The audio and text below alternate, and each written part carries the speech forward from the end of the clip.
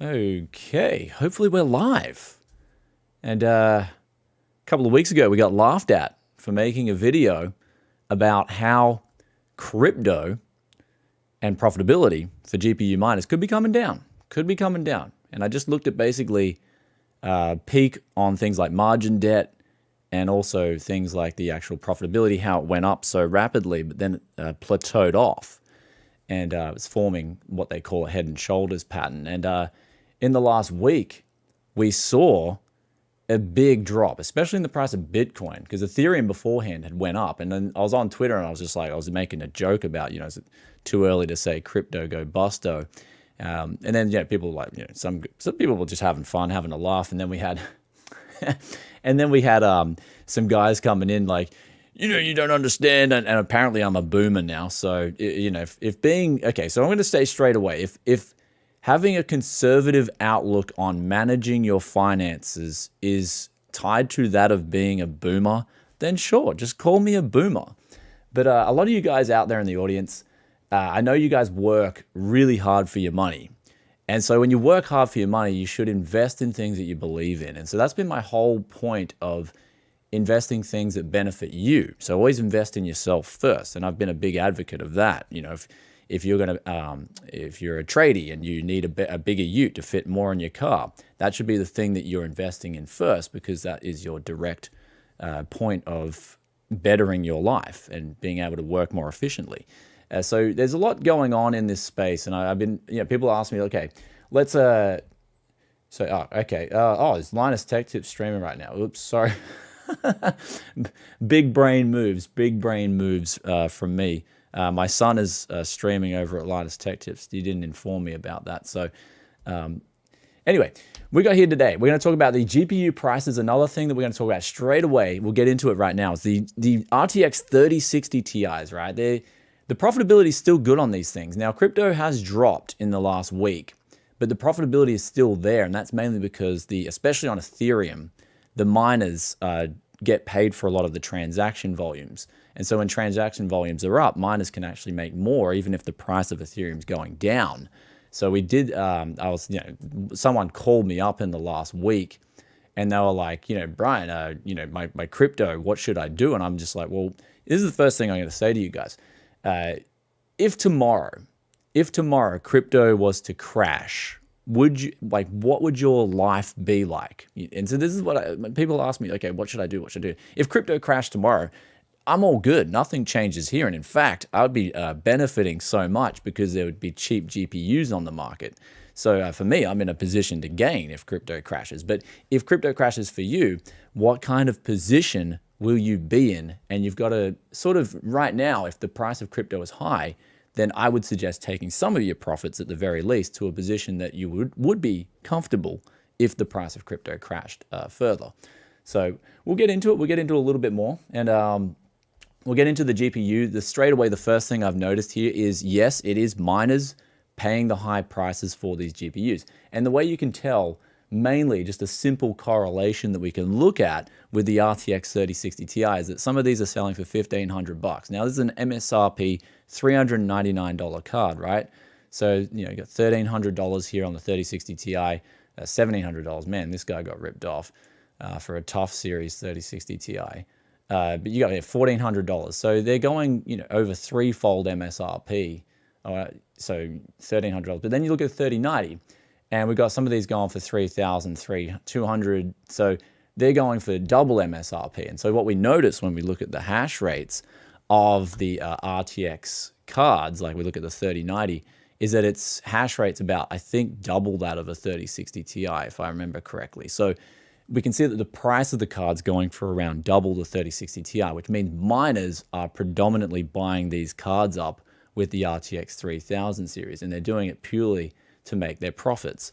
And so we can go over to a thing like whattomine.com. And now here's where I'm like, I'm basing my calculations off some scary thing. I mean, in that video, I talked about, okay, well, if Ethereum profitability is to drop, or say, for instance, they start delegating more of the profits to stakeholders rather than miners, then that can spell a serious crash in the profitability. Now, after that, and this is the thing that you got to look at after the fact, Sorry, but crypto. So we got people. Yeah, crypto is not going anywhere, and it is mainly its fault for GPU prices. So yeah, look, this is the thing. I think people get like there's comments like that come in, and I'll quickly explain what I feel. I think crypto is going somewhere, and that is it's going down. I think blockchain is here to stay. The actual technology itself, blockchain, is definitely going to revolutionize the way the world works in the digital space, and that it's going to provide so much more efficiency than previous systems, as well as the smart contracts and things like that. But you got to say, okay, you got all these people now just rushing in and speculating. So we'll quickly go from the comments and we'll talk about what you got to be very careful of, and that is that a lot of guys are out here, literally they're on Twitter, and this is the thing about Twitter. We got to be careful with Twitter because there's just all these guys out there, and all they're doing is pumping all these crappy coins. And they're telling you, okay, buy this coin for this price. And they're not telling you what does this coin do. So if you're not getting educated on what you're actually buying and what can that do to better your life, basically then that to me is a worthless investment. If it has no utility, then it's worthless. And so that's what I'm looking at. When I look at all the cryptocurrencies, Ethereum has the most utility, I believe. So then we look at some of the other ones, like, Dogecoin. I don't really get what the utility is there besides Elon Musk just tweeting about how good it is. But yeah, so there's so many things you just got to like sit back and say, okay, what am I actually buying when it comes to these cryptocurrencies? And so my question is, at the moment, I really think Twitter. I got some real big critiques of Twitter, and that they're just allowing all these influencers to pump some random coin. The next week, there's some new coin that comes up that people are saying, guys, this is going up 10x. And why is it going up 10x? What utility does it bring to the people who are buying it? How does it better your life other than just being what I think is a Ponzi scheme? So, if you're just telling people, okay, you're going to make money by investing in this cryptocurrency, why doesn't that said influence to just start giving money away? Like, forget making the cryptocurrency, just start giving money away. Just give it to people on Twitter. Say, hey guys, I'm going to give away $1 million. Why even go into the cryptocurrency? Why not just give away the tokens if everyone's going to make this kind of money off this random crap coin you've never heard about? And so, that's what's behind. I've warned people about getting into this, and there's so many people that are abusing their position and how they are influencers. But one thing is, and then we go back to, so we've talked about right now. We've spoken about the pricing. It's still miners are buying up these cards, and we'll quickly revert to some other news in relation to that, and that is the light hash rate cards are coming out. So Zotac's making a 3060 light hash rate.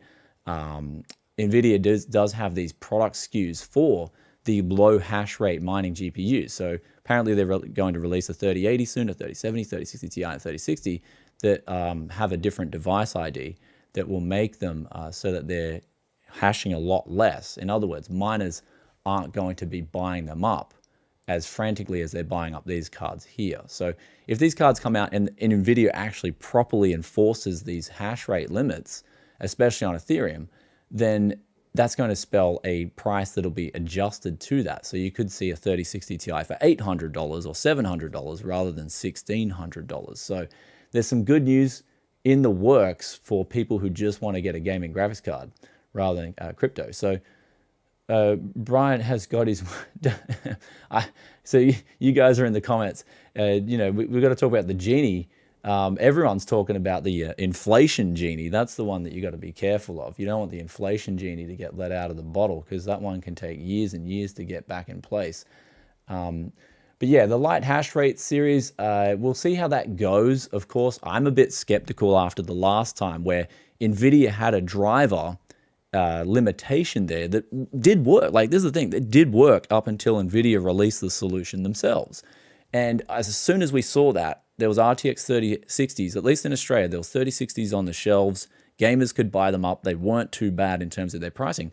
But then as soon as that driver update came out, all the 3060s just got sold out like instantly. So the miners could just sniff the profitability. It's like, there's some profitability here.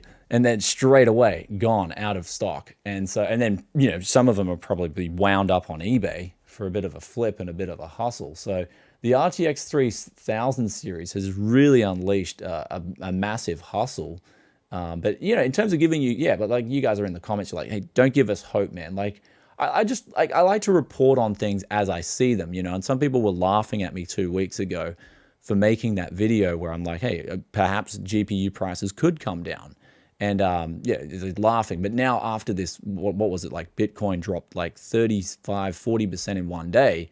Suddenly, you know, it's like funny. Wait, what? So suddenly people are getting panicking. They're getting what should I do? Emotions are running high. Now, here's another thing that I'm going to warn you guys about with crypto. Before we move on to some of the cool stuff that's coming out, like AMD's patents and all that stuff. We got here, like, never forget this lesson. I want to pull this one up for you guys, is the lesson of Mt. Gox. This was one of the first Bitcoin exchanges that launched.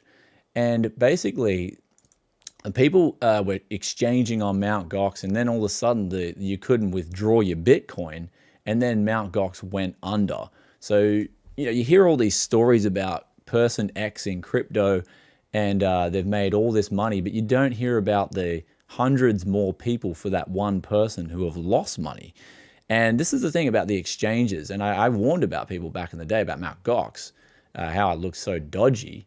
I wouldn't touch it with a 10-foot pole, and sure enough, that went under, and a lot of people lost their money. I know some people like lost all their life savings because they were so vested in Bitcoin and they left their money on exchanges. So first things first, if you're going to get into crypto, have your wallet at your house in your hands. Always keep your crypto on you. Therefore, it is technically a real asset in that sense that you've got it on you and someone else doesn't hold your money. For instance, if I was like, okay, guys, give me all your finance, just give me all your money and let me hold on to it, would you do that? And I'm pretty sure the majority, I mean, one of you guys might be like, hey, Brian, sure, man, love your work. Here's all my money. But you know, most of you guys are going to be like, no, Brian, I'm not handing you over all my wealth for you to manage. And why would you hand it over to someone that you've never met before? And especially in an area that really doesn't have much regulation? Because when I was looking at this, you had, I think it was NiceHash we saw on the news. NiceHash was, they disabled their withdrawals during this crash. This was one of the one of the pieces of news that went under the radar, and that was they stopped withdrawals. You couldn't get money out.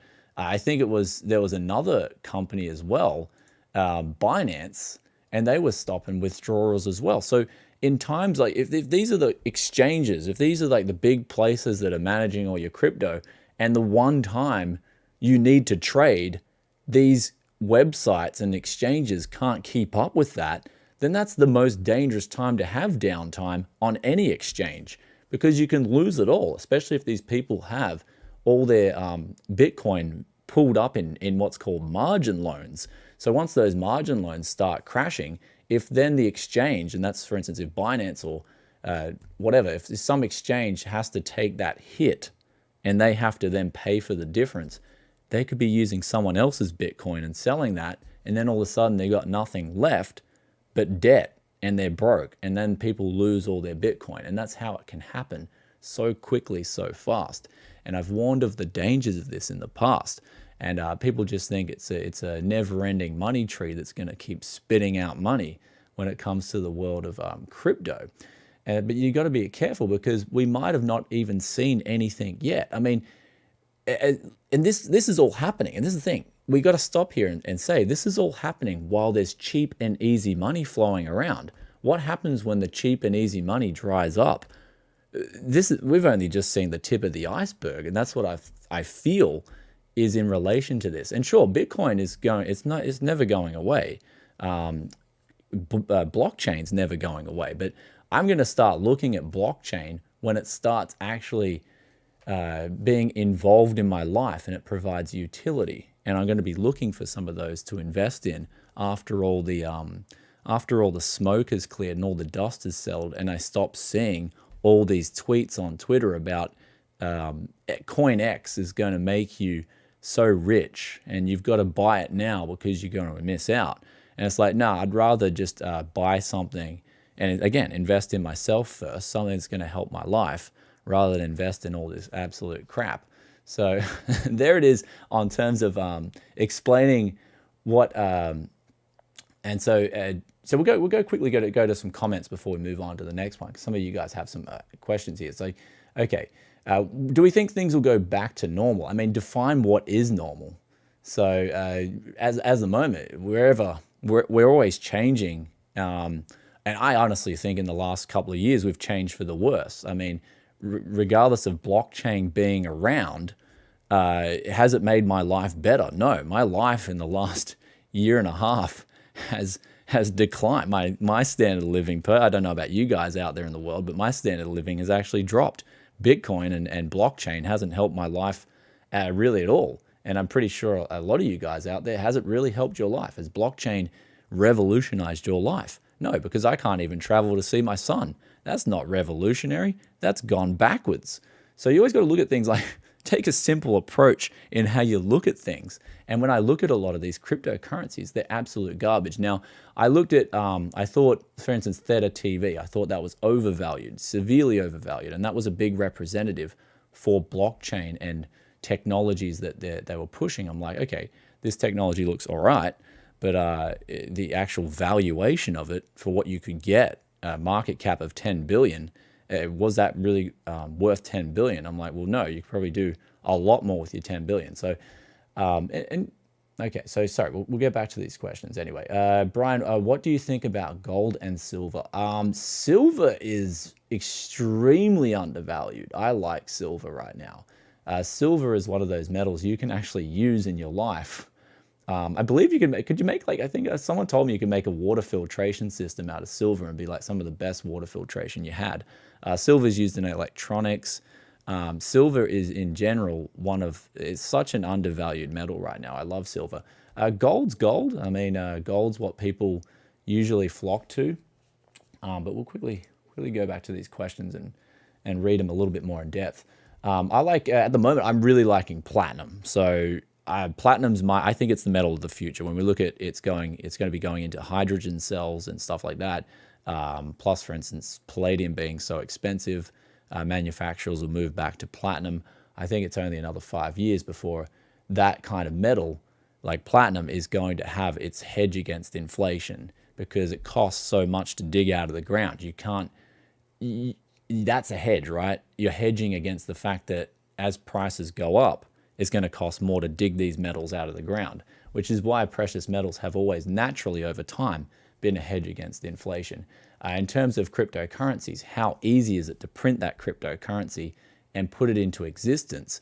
And basically, if the costs of doing so is only fractional relative to the worth of doing it, then technically it's actually not a hedge against inflation. You got to remember what a hedge against inflation is, and that's the essence of it. It's basically in that, okay, it costs X amount of money to make this product, and therefore if wages and everything associated with making that product goes up, then it's going to cost more to do that. And if people need that, for instance, silver, it's needed in so many different things nowadays. If people need silver, then they're going to have to pay the piper for it. So there's your argument with hedges against inflation. And I don't think crypto is an actual true hedge against inflation. Sure, it's got some of the properties that would make it a hedge against inflation, but it doesn't have in my opinion, the key element as being a true hedge against inflation. So, and that's the productivity and the cost to produce it. Anyhow, okay, let's keep on with these questions going here. Yeah, so yeah, we're covering the GPU shortage, the crisis. But basically what, like I was saying, we'll go back to, basically you guys are asking about the GPUs. Okay, so why sell an RTX 3080 for $400 when people pay $700? Are you talking about 3060 Ti? Yeah. So yeah, this is the correlation we made before, right? The miners are still buying up these cards, which means there's that extra demand in the market. And I think they're paying way too much based on the risks that are out there at the moment. I think even the founder of Ethereum, came out and said that he thinks we're in a bubble. And actually, it's funny because the more I read about it, I can't pronounce his name properly, but the more I read about him, the more I like him, because he's tweeting a lot about the technology and the utility of the token, rather than a lot of other people out there that constantly tweet about the price. In other words, they want you to buy their crypto for higher than they paid for it. As opposed to the founder of Ethereum, he seems like he's a really down-to-earth person that wants to utilize blockchain to better humanity. And so that's when I look at Ethereum, the more I read up about Ethereum, the more I like it, and the more I like the goals that are implemented with it. And that's the biggest one. It just happens to be that it's one that's heavily mined, that's all, which is, hence affecting the GPU prices. But if that moves over to proof of stake, then that will cause mayhem. And as we said before with the what to mine figures, right? This is what I've done here. You look at this little graph right here. Here's a 3080, and this is what I've shown. Here's an RTX 3080. We got one there. This is without selecting Ethereum, right? If we select Ethereum and we calculate the mining profits, we can see right here that, okay, Ethereum's profitable, $8 a day on a 3080. So profitability is pretty good for an RTX 3080 right now. But if we take away Ethereum and we're left with all the rest of these cryptocurrencies to mine, we can then see it drops down to $5. And then that's a like 40% drop in your profitability. But not only that, is the market cap of all these cryptocurrencies, it just pales in comparison to Ethereum. So when you've got such a small market cap on all these cryptocurrencies versus Ethereum, if Ethereum does get off proof of work and all these miners are left with all their cards, they're all going to flock to all these cryptocurrencies, and the profitability is just going to crash and it's going to sink. So all this house of cards in terms of mining crypto is all built up on Ethereum right now. All of it. It's all built up on Ethereum. So Ethereum profitability is everything. And so you've heard the age-old saying, don't invest all your money, or don't put all your eggs in one basket. And I think a lot of these crypto miners are putting all their eggs in one basket, and that is they're relying on Ethereum to make them rich. And so they're just literally focused on one cryptocurrency. So anyhow, do you think NiceHash stopping people from cashing out may have prevented a crash? I mean, crypto, like, I think they stopped it because it's tricky to say. I can't really comment on that because, you don't have access to their internal workings. I would have said, okay, so what happens when you've got a sell-off is people can start panicking and saying, okay, I just want to get my money now. It's profitable. I've made money. I just want to forget. Things could go down more. I want to make my profits. And so there's what's called a sell-off.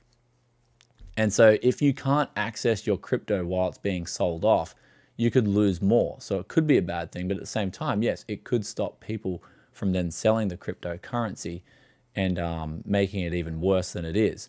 But why NiceHash? Apparently, I think NiceHash said it was because they had, I think they were trying to get hacked. I mean, like, very, very convenient time to get hacked when the market's crashing. So in terms of these exchanges disabling withdrawals right when things are crashing, I think it's not, I mean, how is that any better than what the banks do and what regulatory place, you can't sell your crypto. It's your crypto. You should be able to sell it whenever you like, and you should be able to sell and use it freely. And that exchange, in turn, they take a brokerage fee, and someone selling it takes the bid and ask spread. There's fees involved. So the broker's happy. The broker should be happy to do that job, the job that they say they do, for you 24/7. And that's why you pay them the brokerage fee. And so I disagree with anyone. I disagree with any exchange canceling withdrawals. I think it's like, I mean, it's unregulated, but I think usually it's criminal. You're stopping people from accessing their money. And so that's when I saw all this thing, when I saw the crashing, when I saw that happen a couple of days ago, I was very concerned about the exchanges locking withdrawals. I thought that was actually very scary, and it can contribute to people being liquidated and losing all their assets if the exchanges, especially if the exchanges don't have money to cover margin debt. So Yeah. Anyway, the crypto miners right now. So things are looking like, okay, at the moment, we're at a stalemate. We're at a standstill. And going forward, we only have to have the straw that breaks the camel's back to see what a real crash can look like. And again, I just think the whole market's on knife's edge right now. You've got all the cheap money that's already flowing in. You've got margin debt at an all-time high. So when all that extra money can't keep propping up the price, then technically that's when bubbles burst. So I just think we're at that point a lot closer than we think we are. And so, yeah, just be careful out there. I mean, that's like I said at the start of this live stream. If you guys can afford to lose money on crypto, then go for it. But if you cannot afford to lose the money on crypto, then do be very careful with how you invest your money.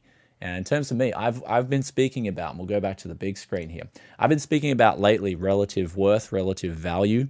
So we'll get back to some questions right here. So I've been talking about a lot about relative value. So weigh it up in your life right now. And this is the thing, always do what's, like, first thing you should be doing is always do what's best for you and those around you, okay? So, for instance, it's, for me, I want to make sure my health is good, so I'm going to be buying chelated magnesium, fish oil. I'm going to be getting a nice bed to sleep on. I'm going to be getting all these things first that takes care of my health, and then I'm going to be taking care of those around me and their health immediately soon. For instance, I'll make sure there's extra magnesium supplements there to help my mom, help my brother, help my family members. And so that's the things you should be, you look 10 years younger. Baby, Linus's daddy right on stream just caught some of the youth formula and he's back to normal. But no, that's just like, look, I got the gray hairs, you know what I mean? We take away the gray hairs, we suddenly look younger, you know? Tech Yes is just, yeah, I'll give you guys the youth formula if you want it. But the bottom line is that, people like, oh, Brian, you look old. But I'm not stressed. I'm not stressed at all. I just happen to have that DNA that gives me the gray hairs. But when you take away the gray hairs, you suddenly look, I mean, look, I don't want to look like I'm 60 when I'm 30. Like, so, I'm in my 30s. I want to look like I'm in my 30s. So, anyhow, we got the house of cards right now. And this is all I'm saying with you guys and your investments. Relative value, right? So for me, let's get back to the first sake of health and getting things around your life that immediately better your life. The relative value of that, for instance, a new bed, a really deluxe model bed here in Australia cost me $500. And it's like, yeah, that $500 is so much better for me than one token of Ethereum, right? That one token of Ethereum for $3,000, the bed and then $2,500 in my back pocket is looking a lot better. So there's my relative value. You can see my radar is suddenly starting to ping off in all directions on what is relative value.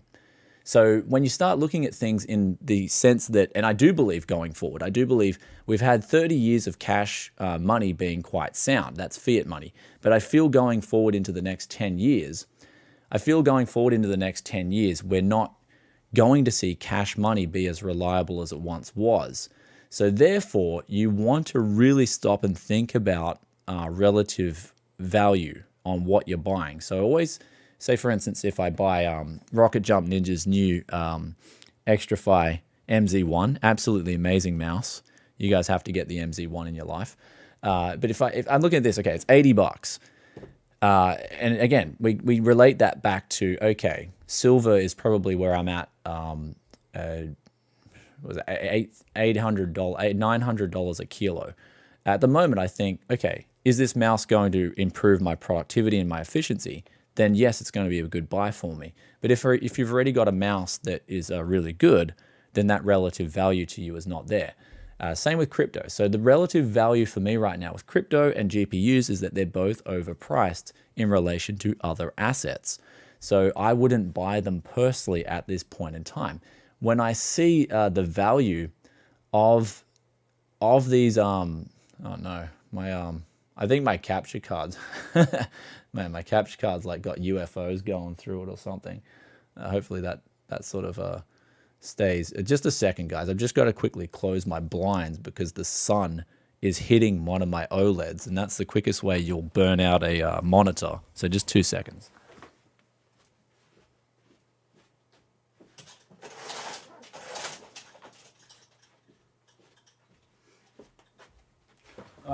so there we go there. That's, yeah, like, another thing is too, yeah, we'll do a quick interlude here. We'll do a quick interlude here and say, yeah, don't never let the sunlight directly hit your monitor as well. If it's directly hitting your monitor, it can burn out the LEDs so quickly, and then you'll get some real burn in. And it'll probably be to the point of burnout because the LEDs will actually just pop and blow out. Anyway, I subs from your channel from 10 accounts. Thanks, brother. Man, hit the like, drop 10 comments as well. Thanks, guys. So yeah, we've got relative value. Let's move into round 2 of that. So when you invest in something, just always, and this is the point of this stream, and this is the point that I want you guys to take away from this stream, is that invest in things where you feel they're either going to give you utility first and make your life better, and then secondly, invest in things that are going to, you believe in. You're like, well, no, I can see this providing a lot of utility and service to someone else. And so at the moment, the only cryptocurrency that I look at that I believe in would be Ethereum. But even then I think, okay, paying $3,000 for one token where I think you need 32 tokens to stake it, that's a lot of money. That's over 100 grand to stake that Ethereum node. And then you'll start getting returns on your Ethereum. And as the moment, a lot of people are complaining about the gas fees. The gas fees are going way too high. They're like, man, I got to pay X amount of dollars just to do a transaction over Ethereum. And it's like, well, that has to come down. So whether that comes down very soon, or whether it keeps going up, if Ethereum keeps going up, then that's a different question. So that's probably why the founder just said, look, Ethereum, we're in a bubble right now because we haven't solved the high gas prices as of yet. And so that's where you're at right now. That's why that's why the Ethereum founder has come out and said, well, I think we're in a bubble because it's too costly to transact on our network right now. And that hurts the productivity. The speculation is actually counterproductive now to the point where it's hurting the Ethereum network because it's too expensive to conduct transactions over it. So, but the next thing the next thing I got asked was the 2080 Ti. Someone's like, Brian, should I sell my 2080 Ti right now, dude? A thing's going to crash like they crashed in 2018. And my advice was, okay, first of all, we'll go back to our little basics here. Do you need that 2080 Ti? Does that, like, for instance, I need a graphics card in my system to do video editing for you guys and also live streaming because I use the codec on this PC right here to give you guys the content. And so I need that in my life. If I don't have that, you guys aren't getting content, or it's going to be a lot slower to produce that content. A crazy amount slower. So I wouldn't sell my graphics card because I need it. So do you need your 2080 Ti? If the answer is no, then sell it. Is it going to, in terms of relative value, if you sold that 2080 Ti for say $1,200 or whatever it's selling for, is that $1,200? What can you do with that $1,200? Can you buy some value stocks, or can you buy, whatever? So, and oh yeah, we're almost at 500K subs. So it's a good time to hit that sub button. That's what I mean. You invest in Tech Yes City, guys, because it's free. It's free to invest in Tech Yes City. That'll be the best investment of your life. But yeah, in terms of crypto, I've said that before. I think we're in a bit of a bubble right now, and I do think you've got to be very careful in this market because there's going to be just as there are many a winner in cryptocurrency, there's going to be amplitudes more losers. And you probably saw it when that crash. I was seeing some tweets where guys like, oh man, I've lost 200 grand. I've lost $1 million. I thought I saw some dude lose £1 million. And it's like, it's all good to tweet about it and get the likes, but that dude's got to sleep with that, And so the main thing is coming out of all this crypto jargon is that you don't want to be a loser. Okay. So whatever you do, position yourself not to be a loser. And a loser is someone who loses, whether it's dollars, they lose the race, they lose everything. So don't be a loser. And so I've positioned myself. I ain't going to be losing. I'm positioning myself to do nothing but winning. So, but speaking of winning, we got today's we'll go on to quickly today's sponsors. Elgato Wave 3, you guys get the awesome audio capture from the Elgato Wave 3 USD United States dollars. I mean, get this thing now. It's $135. It could, with inflation, this thing could easily be over $200 next year. But USB condenser mic, it's absolutely amazing. I have nothing but good things to say about this microphone, one of the best out there. Then we've got, of course, a channel sponsor here, SCD Keys, giving you guys those single and user licenses on Windows. And I've been getting some emails from people as well. Use the coupon code BFTYC as well and get that goodness in your life. But I've been getting some emails as well from people. They've been calling up Microsoft. I actually got 2 different emails in the last week, and they were trying to they were trying to do the whole, oh yeah, is this license legit? And then they're going through the whole Microsoft dude is doing the transcripts, and they're sending me the transcripts, and I'm like, yeah, it's exactly what I was doing in that video.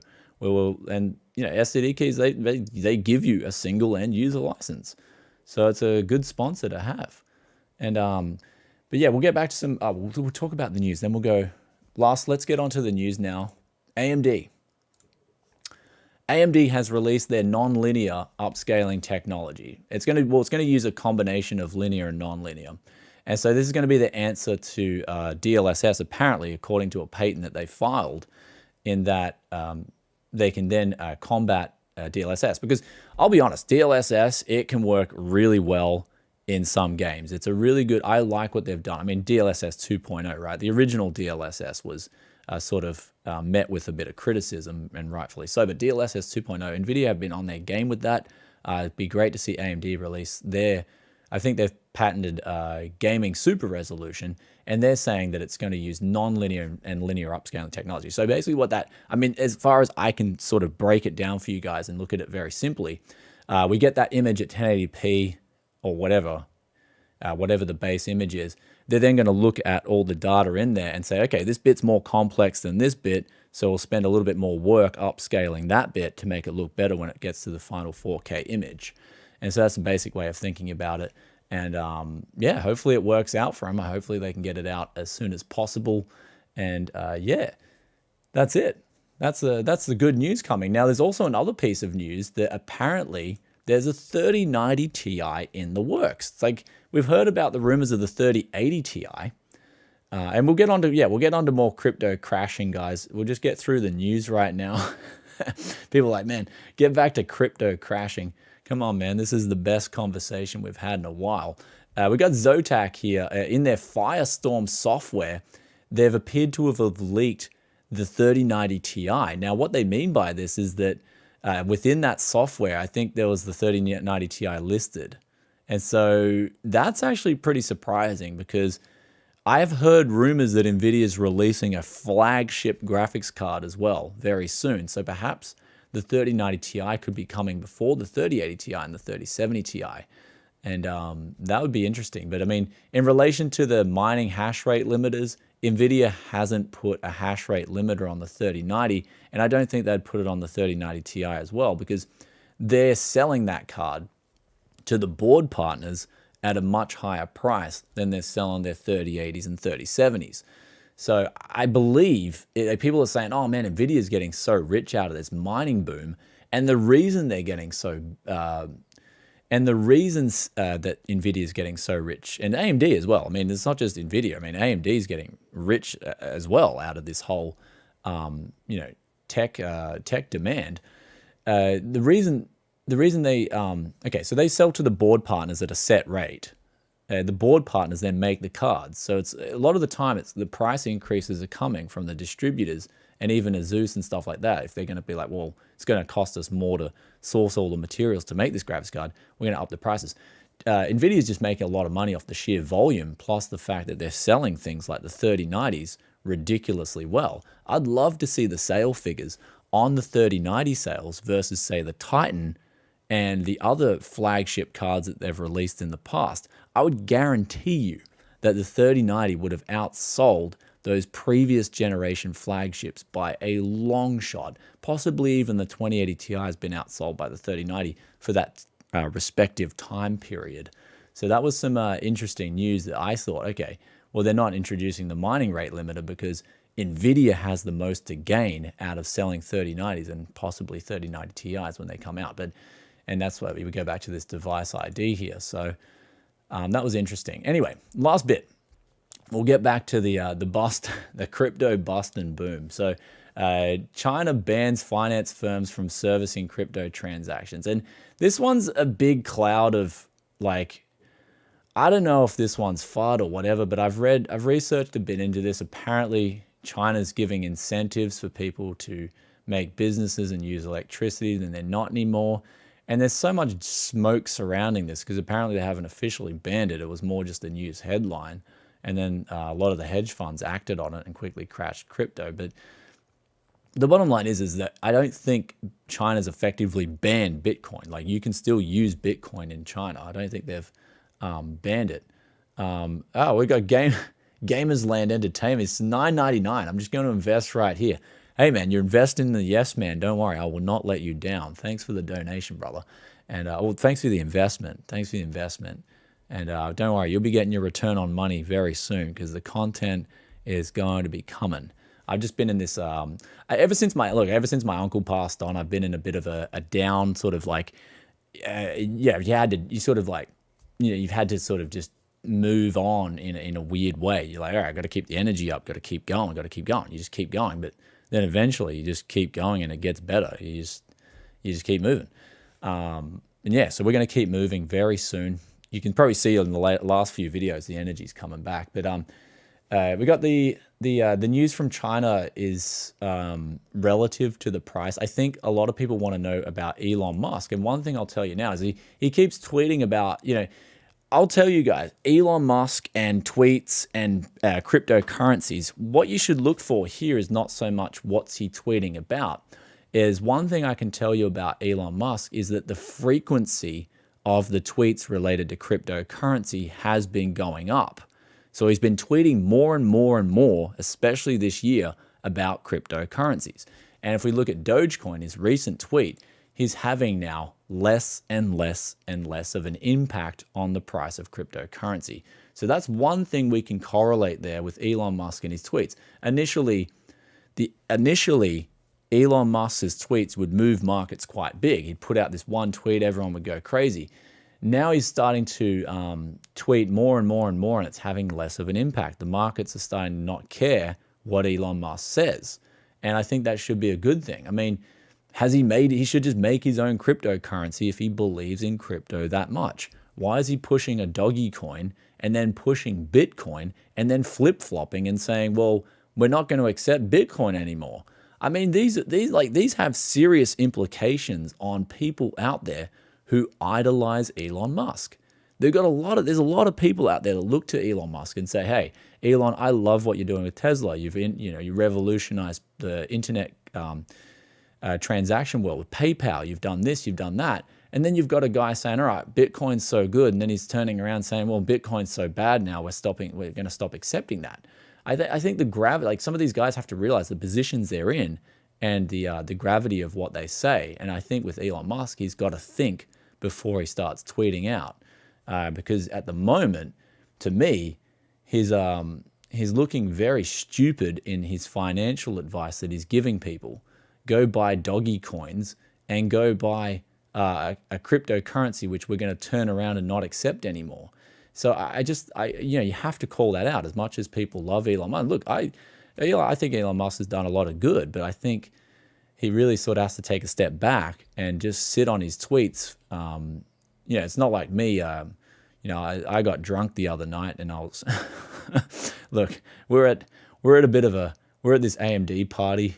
And I got a bit too wasted and I was just having a bit of fun on Twitter. But, it's not like that. It's not affecting anyone's financial position. And so things like this should be taken seriously, especially when it comes to money, which is related to wealth. And so you got to be very careful with how you tweet things out like this, And how much is that Doge in the window? Well, minus 12% now. Well, minus 13% now, buddy. That's how much that Doge is in the window. So some suckers lost 13% of their money. That's how much it is. So, so there it is. And anyway, guys, the last thing we're going to talk about with crypto, we'll go over to the Q&A. The Q&A. I think we've spoken of everything that we wanted to talk about. So, okay, Elon market manipulation. You can talk about market manipulation, and I don't know what the go is, but I think it's hard to say. Like, is he manipulating? I don't know.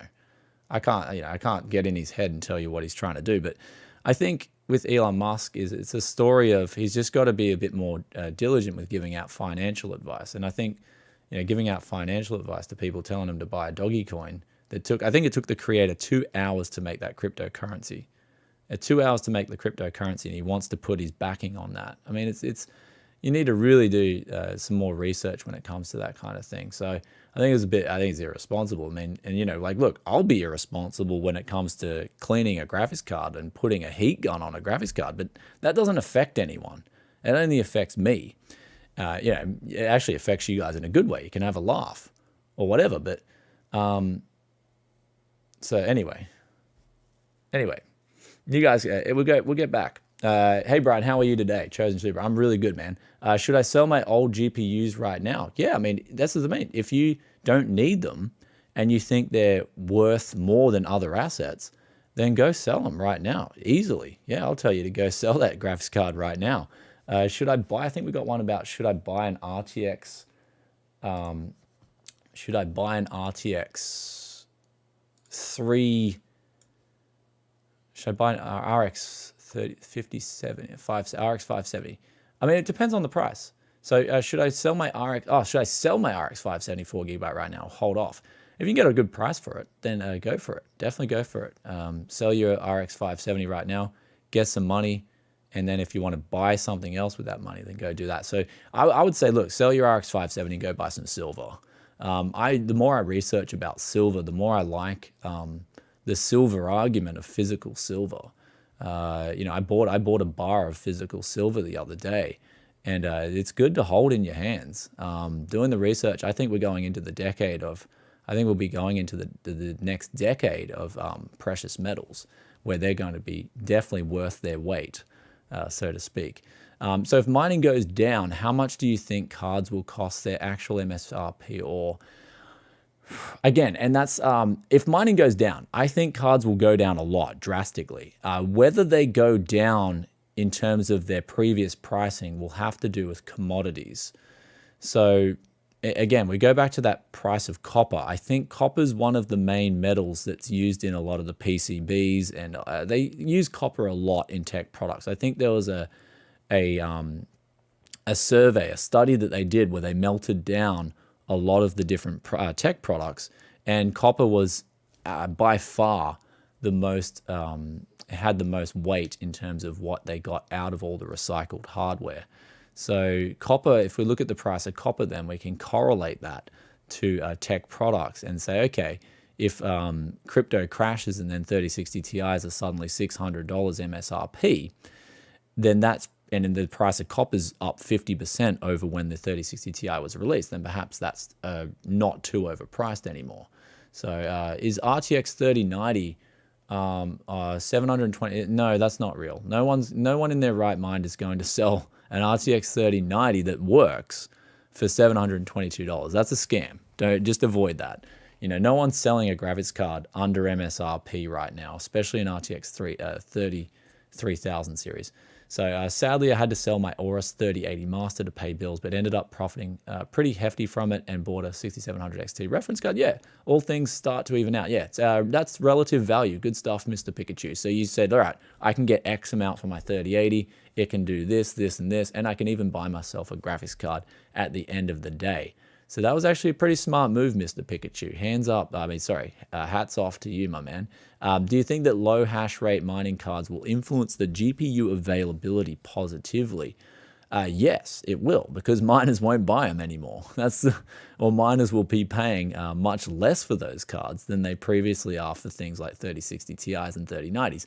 Generally, I mean, you could correlate all the GPU prices, but all the GPUs that I'm picking up right now are basically 4 gigabytes and under. That's what I'm targeting, and I'm only building budget PCs based around 4 gigabyte cards and under, because I can flip PC, I can service a market, I can do my tech yes magic. Any card over 4 gigabytes has a premium right now. Miners are going crazy on it, and yes, people can mine the Cuckoo Clan coins, or whatever, Kaku Clan coins, and they can use those graphics cards to mine these other coins. But I don't think a lot of people could be bothered. Like, Ethereum's the hot topic of the day. Ethereum hash rates are high. on all these graphics cards that have even a 1660 Super is a good card right now, apparently, to mine on. So how to buy silver? Thanks. You can buy silver at your local bullion dealer. I think in Australia there's Perth Mint and stuff like that. So you can buy various different bullion dealers will do you physical silver. And yeah, it's a good thing to have a bit of physical silver on you. I mean, it's one of those things where previously I would never look at precious metals in the past because I thought money was quite sound. Like if we go back to 2010 or 2015, I thought where I live right now, Australia, money was pretty sound. But you look at the increase in the money supply, M2, M1 money supply, and you're going to see that there's instability coming just simply because of the sheer amount of dollars that have been printed. I sold my 1080 Ti for a penthouse in Venezuela. That's like, look, Morano, you made a smart choice, my man. That's actually a good buy. Like I'd easily turn a 1080 Ti into a penthouse. That's how you do it. So just maybe the upkeep on that penthouse might be a bit more than a 1080 Ti though. So hey Tech Yes City, I just want to thank you again for the Windows key in around 4 months ago. Thank you so much. You're welcome, man. That's what I mean. I'm not going to push you guys crap. You come here for advice. You're always going to get just sound advice. I'm going to skip all the hype. So skip all the skip all the jargon, and I'll always give you guys just sound advice. And so and sure, and we go back to that argument of, okay, well, you could have invested in crypto in 2015 and retired now, but you could have also lost money because of these dodgy exchanges and whatnot. There's so many things that you could have lost money on in crypto. You could have went into BitConnect, and what was the other one? OneCoin, and you could have been another sucker or another loser. So that's what I want to state to you guys. Like, out of all these stories you hear about person X making X amount of money, the news will always push out those stories. But one thing the news needs to start pushing out is also all the tales of the losers, and we can see how many of them have lost their money. So I have one Oz of both gold and platinum. Would you recommend I switch to something else or keep it? No, gold, platinum, and silver are going to be great investments. Not investments. They're just going to be a great store of wealth. That's all. So they're always going to be tied to the relative value of the dollar. And this is the argument I've been making here on my channel lately, is inflation is a dangerous thing, right? Inflation, we need to hold the governments, right? And people, we'll get on to governments in a second, but this is the bottom line with inflation. And this is the bottom line with inflation, is that if you have $10 today, or let's make it $100. You got $100 in your wallet, and you hold on to that $100. Is the government going to give you the difference? So is the government going to give you that difference, right? So if inflation goes up 50% over 3 years, is the government going to then give you that $50, which your $100 should be worth, right? Your $100 was worth $100 now. It's not going to be worth $150 in the future. No, it's still going to be worth $100. The government is not going to refund you the difference. And if they started guaranteeing that, well, then we could hold on to cash, couldn't they? But they're not going to guarantee it. The Fed, the Reserve Bank of Australia, these guys aren't going to guarantee those differences, okay? So cash right now is in a really nervous situation because I don't want to be holding on to cash, and I don't think anyone else wants to be holding on to it because the government isn't guaranteeing the difference in inflation. And they're telling us inflation's going to be super low, or it's just going to be transitory. Well, I think the news came out in the US recently that inflation was at around, I think it was 4.2% annualized. And that's scary, right? Because it's starting to accelerate. If we look at the trends on inflation, inflation's starting to accelerate. I thought a few months ago it wasn't going to be a problem, but until I started seeing all these things go up in price, and I'm like, okay, that's the first sign that something, the first sign of anything, right? The first sign of crypto crashing, the first sign of inflation, it's always going to be cracks. It's not just going to be massive, okay, tomorrow everything's going to go down or everything's going to go through the roof. There's going to be these cracks in the system that start to form. And that's why when I was talking about the GPU profitability, I was starting to say, hey guys, the cracks are starting to form in crypto profitability, and that over the last few months, the profitability hasn't gone up as quick as it previously has. And so as profitability starts to plateau, then that's a danger that you may want to be aware of, because it can then start crashing, and it can start crashing very fast. But back to the difference with inflation. Here's the most important thing, right? So we've got our $100. In 3 years' time, that $100 is now its purchasing power is dropped drastically. So it'd take us $150 now to buy the same amount of goods that $100 would buy 3 years ago. Government's not going to refund us the difference. We've just lost. We're a loser. So basically, we're holding on to cash. We're a loser. Now let's take the other side of the fence. You invest in something like silver. If you buy silver right now, which again, it costs a certain amount of money to pull out of the ground. I think it's even trading at a discount right now. You've got these assets that cost a certain amount to produce, and they provide utility. Silver it's got its, you guys listed its qualities in the comments. There's so many qualities that silver has. You buy an asset like that, the government can't print it. They can't just produce silver out of thin air. The second thing is, even if money was to be taken out of the system, even if the price of silver went from, I think it's $27 right now, to $15, and you lost half your investment, well, I guarantee you that silver, that same $15 now, is going to buy you more than what the 2070 when you bought it at $27. So in other words, there's going to be deflation that happens with that. So you're not losing anything, because your dollar then that's dropped, like the silver's dropped in value, but your dollar has also has been able to buy you more in terms of what it can buy you. So there's the difference there. One, if you're on the losing side of actual nominal prices dropping, if you're on that losing side, well, you're not going to lose anything essentially, because your dollar is then going to buy more. But on the other side, if the value of your dollar inflates away, you've lost that forever. It ain't coming back. So there it is. Yeah, that's the argument. So it's net. Basically, you're at the moment, it's in your best interest to buy some anti-inflationary hedging assets, and whether they're true anti-inflationary assets. Is there an inflation dance move? Cha-ching! Get that inflation in your life. But inflation's a bad thing. We don't want any inflation. It's not good. Yeah. So anyway, and actually, gold maintains its value much more than silver. More expensive, but more stable. Yeah, but I mean, at the same time, it's not as, like, we're talking about, if you've got $1,000, you get like how much? You'll get like a little blob of, you'll get like a blobby of gold.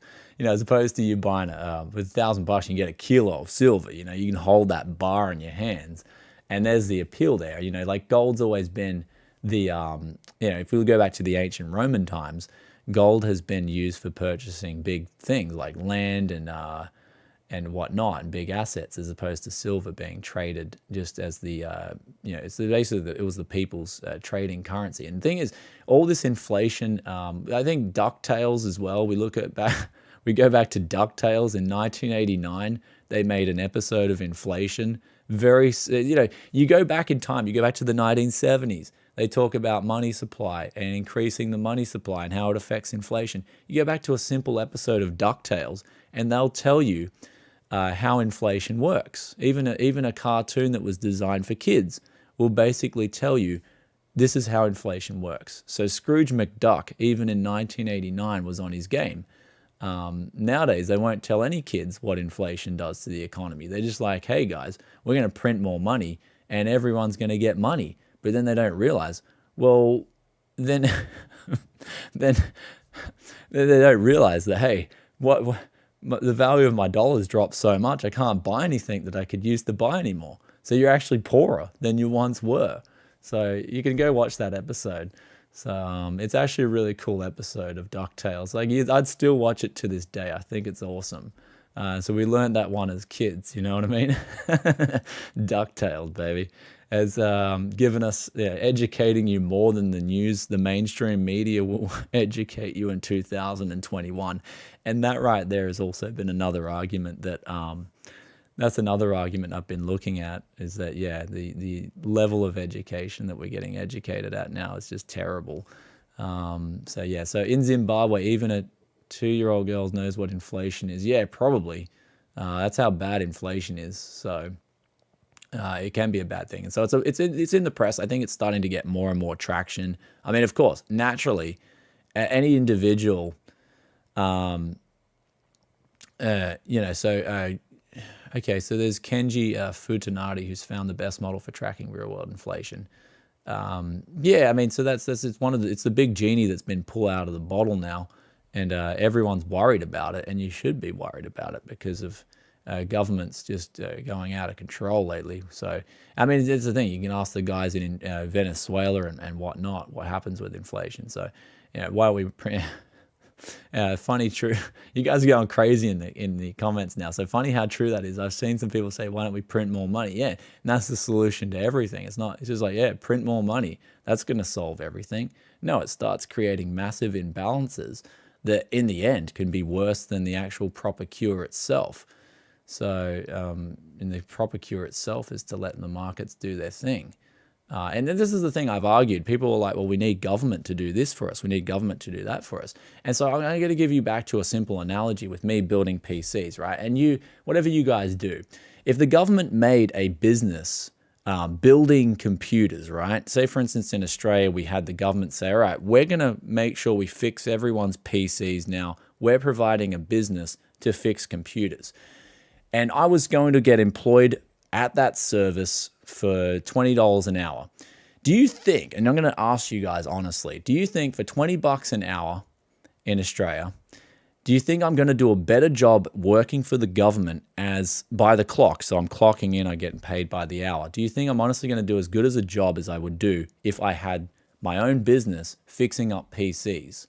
No, because someone comes in to fix their PC up. I'm going to quote them a price. And then we've got the guy next to us, the next computer shop. He's going to quote a price. So whoever's going to fix their computer for cheap, the cheapest price is going to get their business.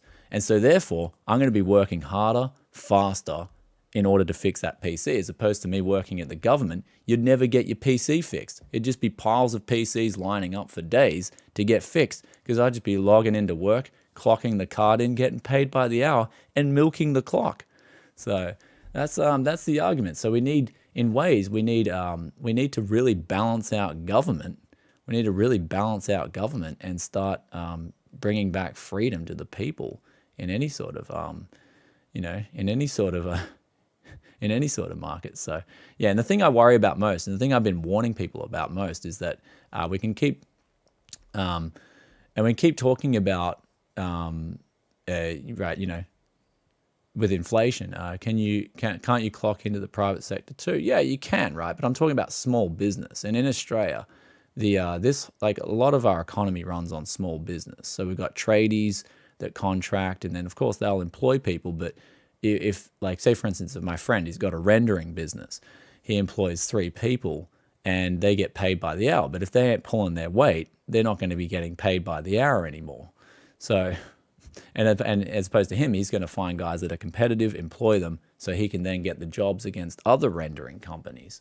So, I mean, yeah, privatization works well. Of course, you need government as well. You need to provide things like police and fire services. There are things that you want to pay taxes for. It's a balance.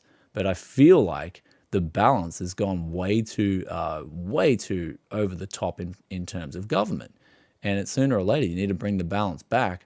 Otherwise, you get real inefficiency. So anyway, yeah, there's the argument there. But again, I just in Zimbabwe. So you guys are from Zimbabwe? What's going on? Has this been shared on like in a Zimbabwe forum? Oh man, Zimbabwe. I feel sorry for you guys with Zimbabwe. So. But yeah, welcome back. You guys are catching the tail end of the stream if you guys are clocking in new here. But the bottom line is, with inflation, it's not good because it creates uncertainty in itself. And if you save your money and you work hard to save your money with a goal in mind, say for instance you've got a 1-year outlook to save money and buy a used car. If you've got that outlook and suddenly the value of your dollar is getting inflated away while you're working for that, then there is no incentive to save anymore. So it creates this panic of, okay, as soon as I get my money, I've got to spend it. And then that in turn creates more inflation. So then we get out this out of control economy that needs to be, the lid needs to be put back on inflation. And governments know that. They know they need to keep inflation in check. If not, it starts causing a lot of panic and uncertainty in markets.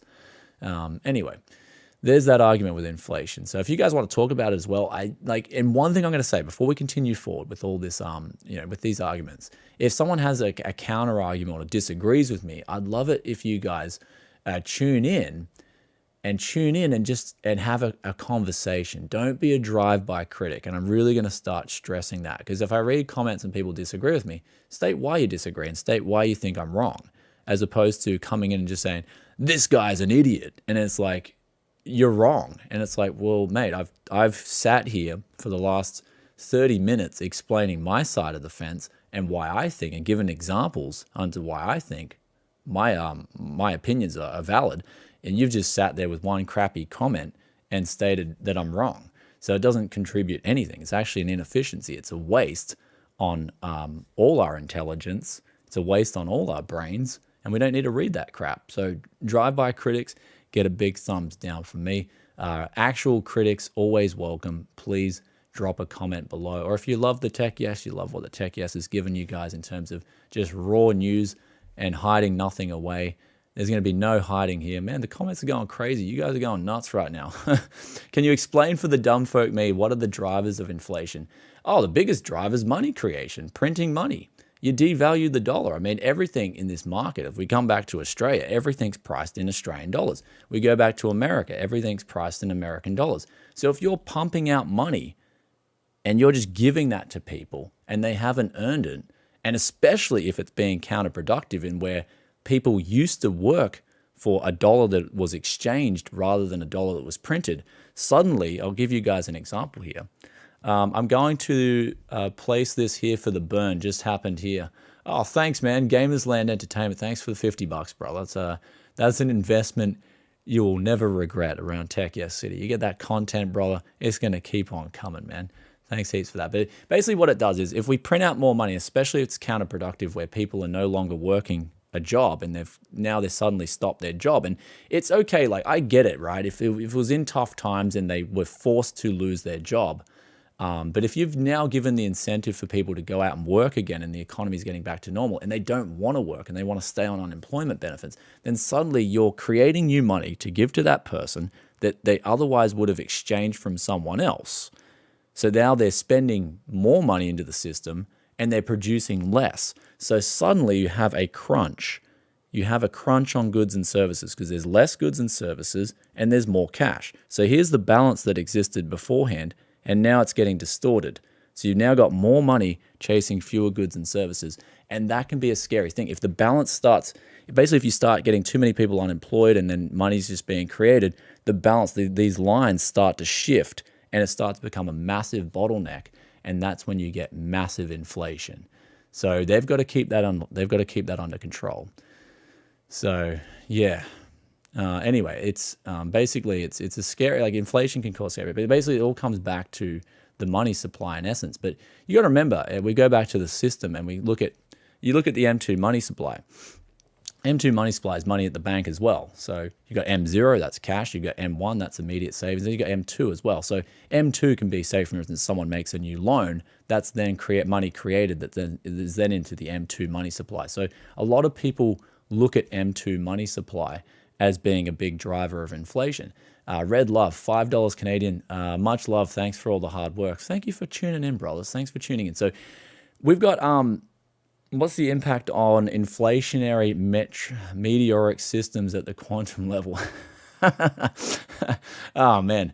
Look, inflation at a quantum level, if we did that, it'd be a good thing if you wanted to bulk up and make your muscles bigger. Suddenly your quantum physics, you start bulking up your guns. And, so you bet there's some things you'd bulk up your stomach maybe, and you probably got to eat more. So inflation at a quantum level could be a bad thing. Do you think the massive increase in cost of living versus minimum wage is causing an issue with people wanting to work? It depends. It depends where you're living, and different governments have deployed different strategies to deal with that. In the US, I think some people are getting paid more to stay home than they were previously working.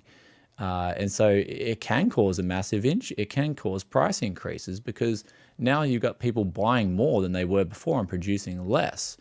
So it's an imbalance in the system that suddenly exists, and the only thing to get around that is higher prices, which in turn can therefore, and this is the worst thing about it, it can therefore hurt the people who are actually working now as well, because suddenly the people who are working for the same amount of money, and if the wages don't rise, they're getting less for what they earn.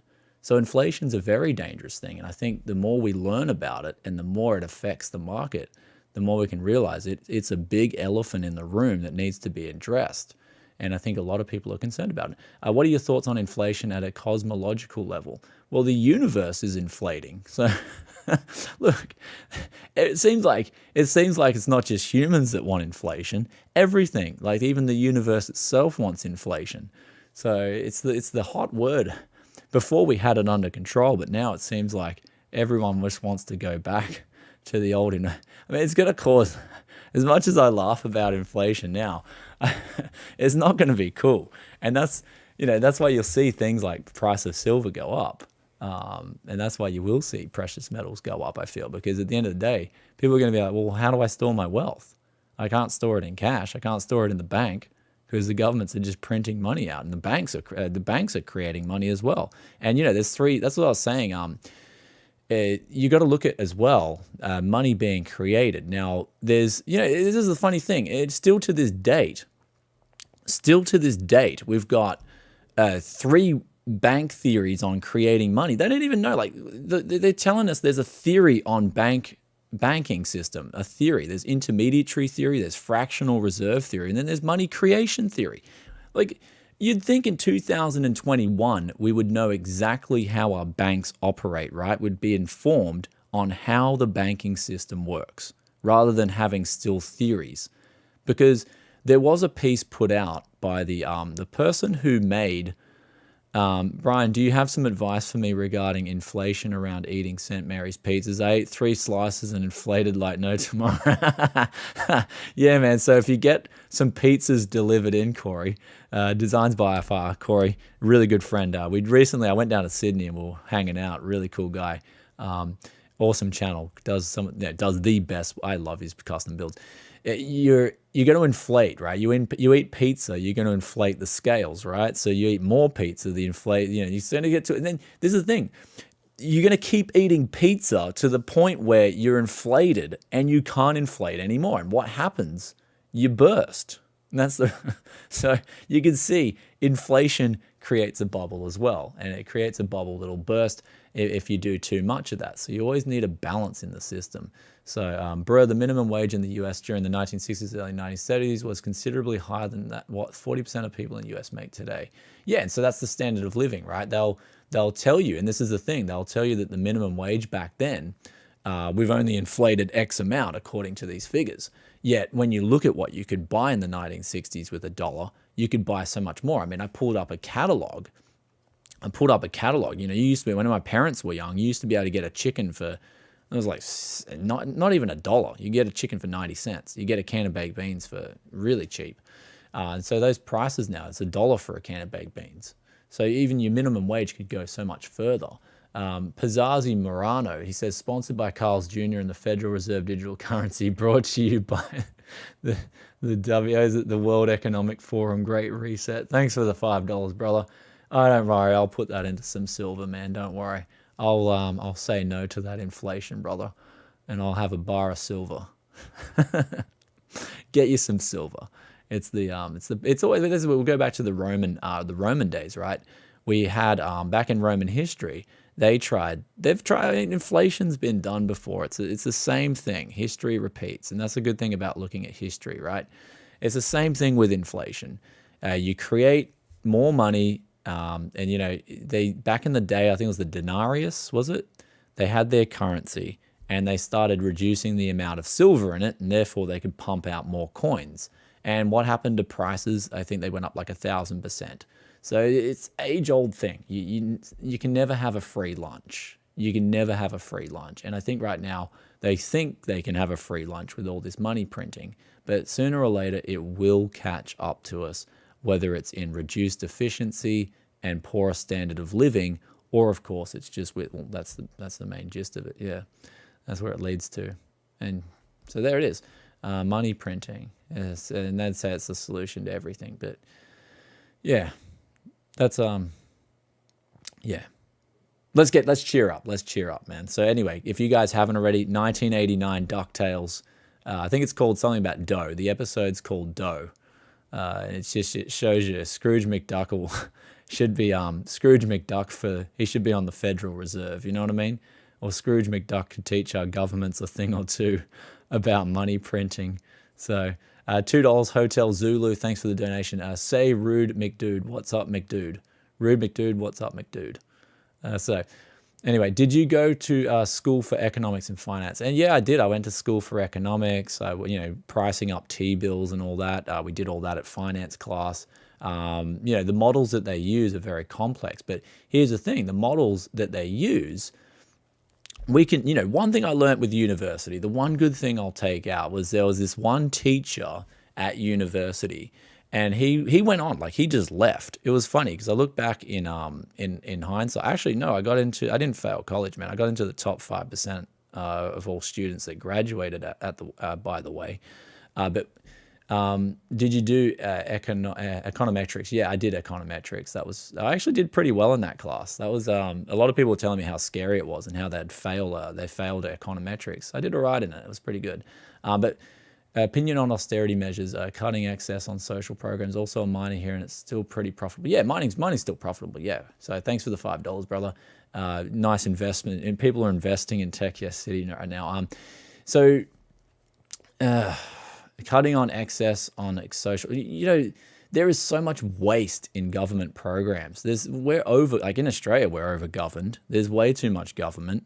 We want, there needs to be a balance, and I feel like we've got way too much government right now.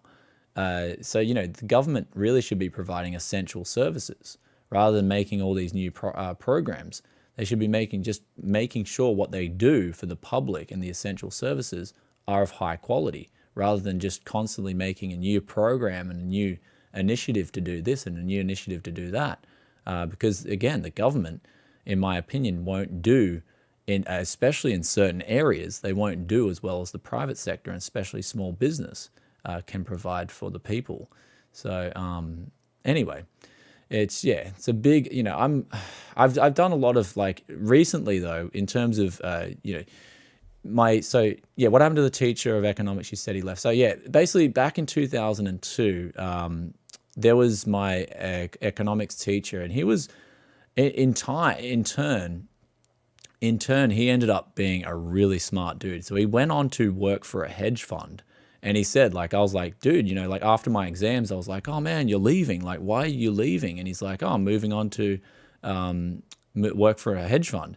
And I remember back then he told me to buy gold. And he's like, 2002, he's like, look, dude, buy gold. It's undervalued. And little did I realize his tip was one of the best tips you could ever have back then. I think that's because they were in the know-how of all the banking system. But he was the one guy who always said to me, I said to him, man, before you leave, what is some of the best advice you can give me person to person? And that's it. I mean, if you're at university, go and talk to the teachers rather than learning from the textbooks, because things are forever changing. If we look at, say, something like quantitative easing, that was only first proposed back in 1995. So quantitative easing was proposed by a professor in Japan, I think. And that was in 1995, and he suggested that for Japan to get out of their woes. And at that debate, I think Ben Bernanke was listening in, and he sort of copied that effect, which he would then copy paste in 2008. But ask your teachers, and especially someone who's going on to work for a hedge fund, ask them. And I said, what's the most important thing I can do? He said, always look at the trends. The trend is your friend. Always identify the trends before they become big. And so you've got to look at, that's one thing I'll always do now. And my trend is that a lot of the stuff we learned at university was just all praising. Now I'll think back about it, it's all praising Keynesian economics on both sides. So I can make up my own mind and my own opinion and then cast my own vote for the country that I'm living in. And I mean, that's what we've lost now. We've lost this ability to, oh, stream derp. Uh-oh. Is the stream derping out, man? Oh, no. Yeah, I saw a comments just loading. Comments are loading now. Hopefully everything's all right. Aussie internet. Yeah, maybe it's my Aussie internet. Maybe, let me just check what's going on. Hopefully it's working. It says the stream health. Hopefully the stream health is all good. Okay, yeah, refresh the browser. That's what I mean. They're trying to. So this is the thing I miss. Yeah, Dingo probably ate my internet. So the thing that I miss now, and this is what I like. Brian, do you like hentai? No, it's not my thing, dude. It's not my thing. Thanks for the question, though. So crypto more like a gambling, am I right? Yeah, I mean, like at the moment it's an online casino. Mainly, the problem is speculation's driving crypto rather than utility and production of services. That's the biggest thing. So what I learned in university, I've had to really adjust the way I consume information now, because I'm getting told what to think rather than how to think. And that was the biggest thing for me. You know, straight away, I'm going to listen to a guy that's telling me, make up your own opinion. Here's the information that I'm giving you guys, but make up your own opinion, rather than someone telling me how I should think, rather than telling me I got to think for myself. And so Mark Smith's got $5. I'm NevG from Twitter. The eBay 2060 for 195 was a scam, so they removed the auction and gave a refund. Thanks for your great content. No worries, man. Basically, yeah, anything that's under market value, especially under MSRP for a brand new 3000 series, even a 2000 series, which is still being sold brand new, I'd say in Australia you'd be looking to pay around about $400 to at least $400 for a 2060 used. So I try not to get scammed there. American Cosworth, $5 donation. Thank you. Have you read Capitalism in the 21st Century by Thomas Piketty? TLDR, Capital Beats Labor. So I'll have a look at that book if you guys recommend that. Thanks for I haven't read it yet, no, but I will read it. But at the end of the day, it's I'm starting to now go back down history lane and listen to all the guys that tell me to make up my own mind, present their arguments, and tell me that I shouldn't need to think like this and that. And I'm finding that they've done their research. They've looked at trends in the past, trends that have worked, trends that haven't worked. And I think we should be, as a society, looking at trends right now. And what I can tell you in the last year, whatever we're doing isn't working. So, because my quality of life's dropping, and I know maybe a lot of you guys and your quality of life might be dropping. If your quality of life's going through the roof, that's great. You're probably one of the few. But in terms of general, like me, I can't even travel to see my son. So a whole lot of things don't matter to me right now in terms of your actual quality of life. But and that's the most important thing is looking at, I think, quality of life. And that's the most important basic thing that any society should look at and base their economic policies and theories on. And that should be for the broad public of that country. So anyway, that's just my opinion on that. But in terms of getting educated, man, last 4 months, I have been making a bit less. Yeah, I can't travel to see my son either. Like, that's sad. Like Linus over in Canada, I can't go to see him. Bitcoin mining raised my quality of life. Yes, but for how long, my friend? For how long? That is the question. And so we look at basically over the last 10 years, I would say 2000 to 2010, for me personally, was better than 2010 to 2020. You know, like they were some really good times. Now it's all like the day of, you know, like a lot of the young guys growing up, they're telling me how they can't even do a burnout anymore.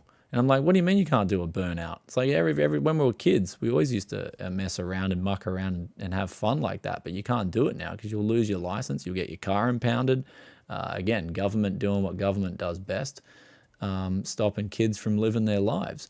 In a similar fashion to unemployment figures, inflation is something that is misreported with evolved mechanisms in place to hide the truth. Yeah, so that was another thing we're going to touch on with inflation. So people were like, well, the minimum wage from the 1960s. This will be the last thing we'll talk about with inflation, then we'll get back to questions for you guys.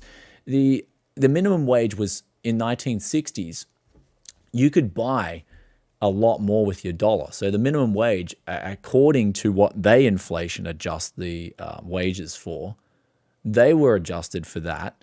But the problem there is that adjusting that they're doing you're seeing that you can't buy as much with your money that you had from 1960s and what you can buy in the 1960s versus what you can buy now. And so that's the biggest problem there, is that, how about we get a sound everyday living inflation index where, okay, in my life, I need to buy food, I need to buy gas for my car, I need to do this, I need to do that. That's what matters most to me.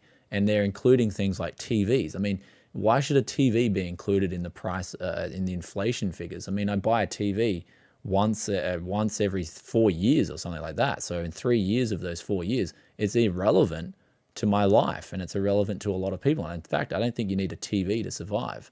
I mean, nowadays you might, but we got Mark Smith, new member. Thanks, dude. Thanks for joining the Tech Yes crew here. I'm just here for the ASMR. Oh, yeah, guys, ASMR, Tech Yes City. That's what we're going to go back to the basics. But yeah, look at cigarettes and how they tax. So in 1960s, the average new car cost $2,752, and a gallon of gas was around 31 cents from Google. Yeah, so it would have been very cheap to live then. So inflation figures are subjective, value is subjective. Yeah, I mean, that's what I mean. So value, exactly right. Inflation figures are subjective, but the government's calculating those figures for you. So therefore, according to the government, their inflation figures are objective, which is the biggest problem. Why don't we have different ways that exist for calculating inflation? Why don't we have panels? Like, instead of the mainstream media pushing Love Islands and all this other crap on TV, something that I'm not even remotely interested in watching some dude be an absolute sleazeball on an island. I'd rather watch some discussion panels about Economist X and Economist Z going at it and educating us on what we should do going forward. I'd love to have discussion panels on mainstream media about person X versus person Y. Instead, all we get is Love Island. I mean, like, you can just see how dumb society's getting when that's the kind of crap we're getting served. And it's always in the news. It's like person X took a selfie and they've got, like, Paris Hilton has got, this is a news article I got served the other day. Paris Hilton is getting into NFTs. Great, I don't care. Paris Hilton's got laser beam eyes on her profile picture. Yeah, how's that going to help the average person who's voting for the system that they live in?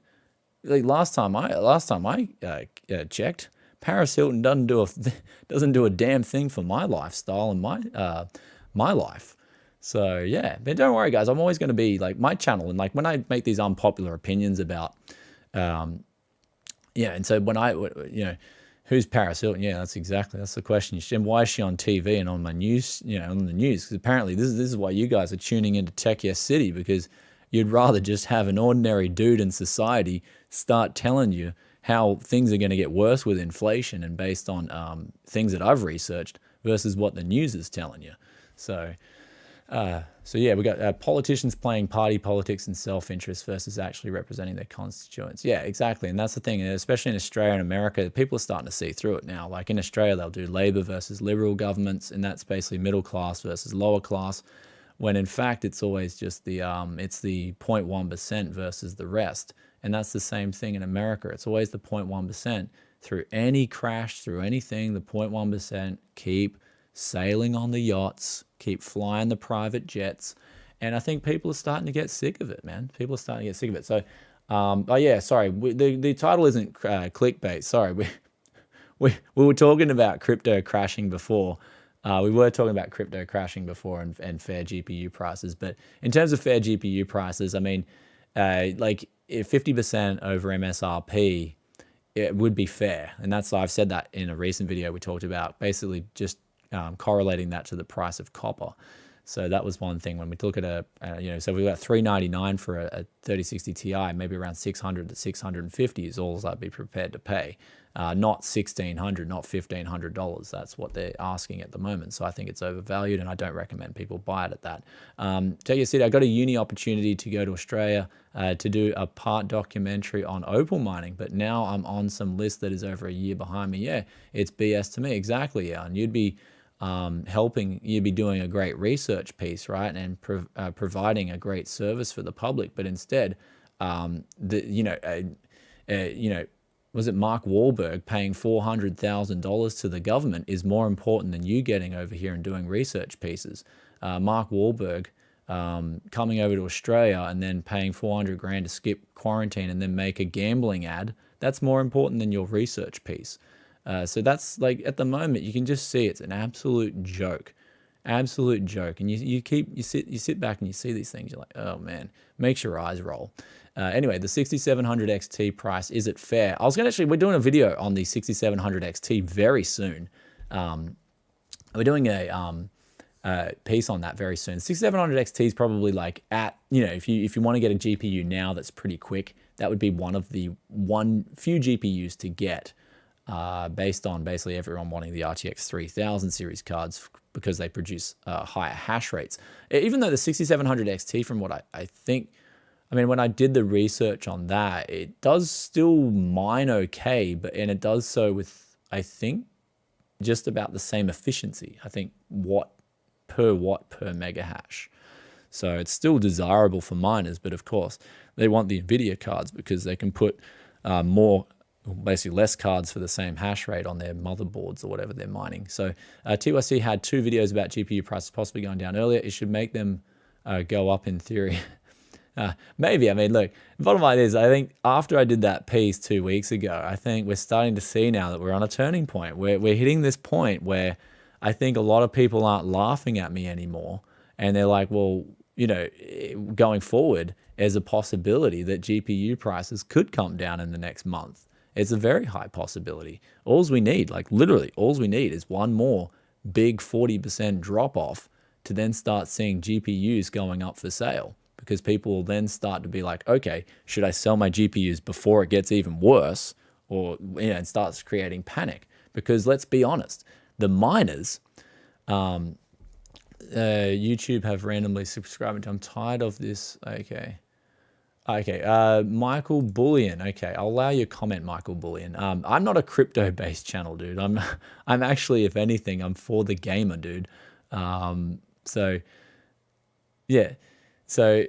I'm actually for the gamers in this regard. I think crypto mining itself off GPUs is very inefficient. So that's why I've always been against GPU mining as opposed to ASIC mining, which is the most efficient technology for the job right now. So therefore, it should be the one that gets propped up. And of course, that gamers can't buy an ASIC miner and resell. I mean, sorry, miners can't buy a ASIC miner and then resell it to a gamer. So of course, they want to do GPU mining. But so yeah, anyway. Sorry, I had a brain fart right now, live stream. So stop talking about before you do your research. I've done a lot of research on cryptos. And so that's why I was saying I think a lot of them are overvalued right now. And so you've got to be very careful with what you're buying, especially if you're buying a GPU at $1,600 right now in hopes that it's going to keep appreciating and the profitability is going to keep going up, when we've seen profitability actually plateau, and possibly it's even it could even go down from now on. And if it starts going down, we'll get back to that mining argument, right? If the profitability of crypto starts going down, here's where you're going to see the miners who are in it. And this is the biggest difference between someone buying a GPU for gaming versus a miner buying the graphics card. The miner is buying the GPU simply for profit. Let's be honest, they're buying it to make money. That's all a miner is buying it for. I'm making X amount of dollars per day. So once things start crashing, the miners are going to be reacting very quickly. So all we need is another big drop off. All we need is one more big drop off. And then the fear is really going to be instilled in that person, especially if they've spent $80,000 on their 3060 Ti's, 72 3060 Ti's. And so if that happens, these guys are going to start losing. Their confidence is going to get very shaken. And they're like, well, should I sell my GPUs right now before everyone else sells my GPUs? Because again, they're all in it for profit. And so as soon as the scenario of them possibly losing a lot of money comes around, then that's why I've calculated, okay, profitability is plateauing, GPU prices are an all-time high, and then you've got your cure for high prices being high prices. So that's just my thoughts on that. miners go up in price with the value of the market. So when things are hot, they pay 100 times more than the worth of the miner. Yeah, well, that's what I mean. Right now, they're buying into the fact that, oh, it's so profitable, it's going to keep on going on forever, when in fact, the people who made the most money mining were the guys who bought it back in September, was John McProfity. John McProfity is the guy who's laughing all the way to the bank. He got some 3060 Ti's. He was probably mining Ethereum on them for a few months. Prices of his Ethereum that he mined back then have all gone up in value. He can then sell the Ethereum, sell the GPUs, and absolutely rip someone off. So the guys who got in early were the smart ones in that case on the 30 series, 3000 series cards, especially if they're selling, all their cards off now for top dollar. Brian, will you have a field day when the mining craze goes kaput like 4 years ago? Yeah. Well, I mean, technically the 570 deal that I got was sort of off the, people were like, that was an unusual deal that you got, Brian. But at the same time, the guy had no space left. He wanted to clean up his house, get rid of his cards. He didn't want to deal with any crap. So if you've got the money sitting around and you're ready to go, when people are going bust, you can make a bit of a killing. So MSRP, get the skeleton waiting meme. Yeah, I mean, you'll be surprised. You'll be surprised at how quickly. You'll be surprised if anyone saw the 2008 GFC crash. You'll be surprised at how quickly things can come down. Mike G, hey Brian, what is the best GPU I can use on a non-UEFI pre-built for a flip? Also, when are we going to see more Dadman? Oh, Dadman, we'll get him on the next live stream. So I'll do another live stream towards the end of this month. We'll do the used parts hunt. Thanks for the $5 donation. We'll do another live stream at the end of this month, and I'll look at the prices on them. We'll do a PC price watch, and we'll get Dadman on that stream for you, Mike. And then we've got another mic, another Canadian. So there's two mics in Canada, and they're both donating $5. Thanks. Here's some McDonald's for you. There's another $5. What is this $5 spree? Yeah, I'll get the McDonald's salad. Actually, believe it or not, the McDonald's salad, I've been eating that, and I was surprised because I never used to eat McDonald's. And then one time I was in a pinch, and I was like, okay, what's on the McDonald's menu? And actually, the McDonald's salad really surprised me. I was like, wow, you can legitimately eat this and not feel like crap. I will actually use that $5, brother, to get some McDonald's salad. We got Pizzazi Morano. Thanks for the $5 donation. You're awesome, Brian. I don't know why the likes are so low. We got to smash that like button, everyone. Yeah, if you're sitting in here, guys, and you're enjoying just the freestyle chat and you're enjoying just sharing comments and knowledge, be sure to hit that like button. Drop a comment for us. Helps us on the algorithm. And the $5 helps as well. Troll McTrollington. Here's another 5 Canadian. You got to change your name to Mike Troll. Thanks for the $5, Mike McTrollington. And we just get another Mike. We just keep getting Mikes and $5 donations. Just Mike spam in the chat here. So I love it and I love you. See, I love you guys too, and that's why I'm not afraid to. Even if it's an unpopular opinion, even if I get laughed at 2 weeks ago, even if I get laughed at and be in the center of attention for the laughing, like, hey, this guy made a video that GPU prices could come down in the next couple of weeks. This guy's an absolute fool. Let's all laugh at him. Yeah, even if I get laughed at, I'm just going to always provide the news and what I see and what I look at. So, we'll see in a couple of weeks if the same people are still laughing, if they experience what is called a market meltdown, which if you haven't seen a market meltdown before, then as I said at the start of the stream, you might want to put yourself in a position to say, okay, this is what I can afford to lose. Because market meltdowns, they can happen so quickly, and the rug, and that's why they say the rug can just get swept out beneath the floor. And when that happens, a lot of people can lose a lot of money.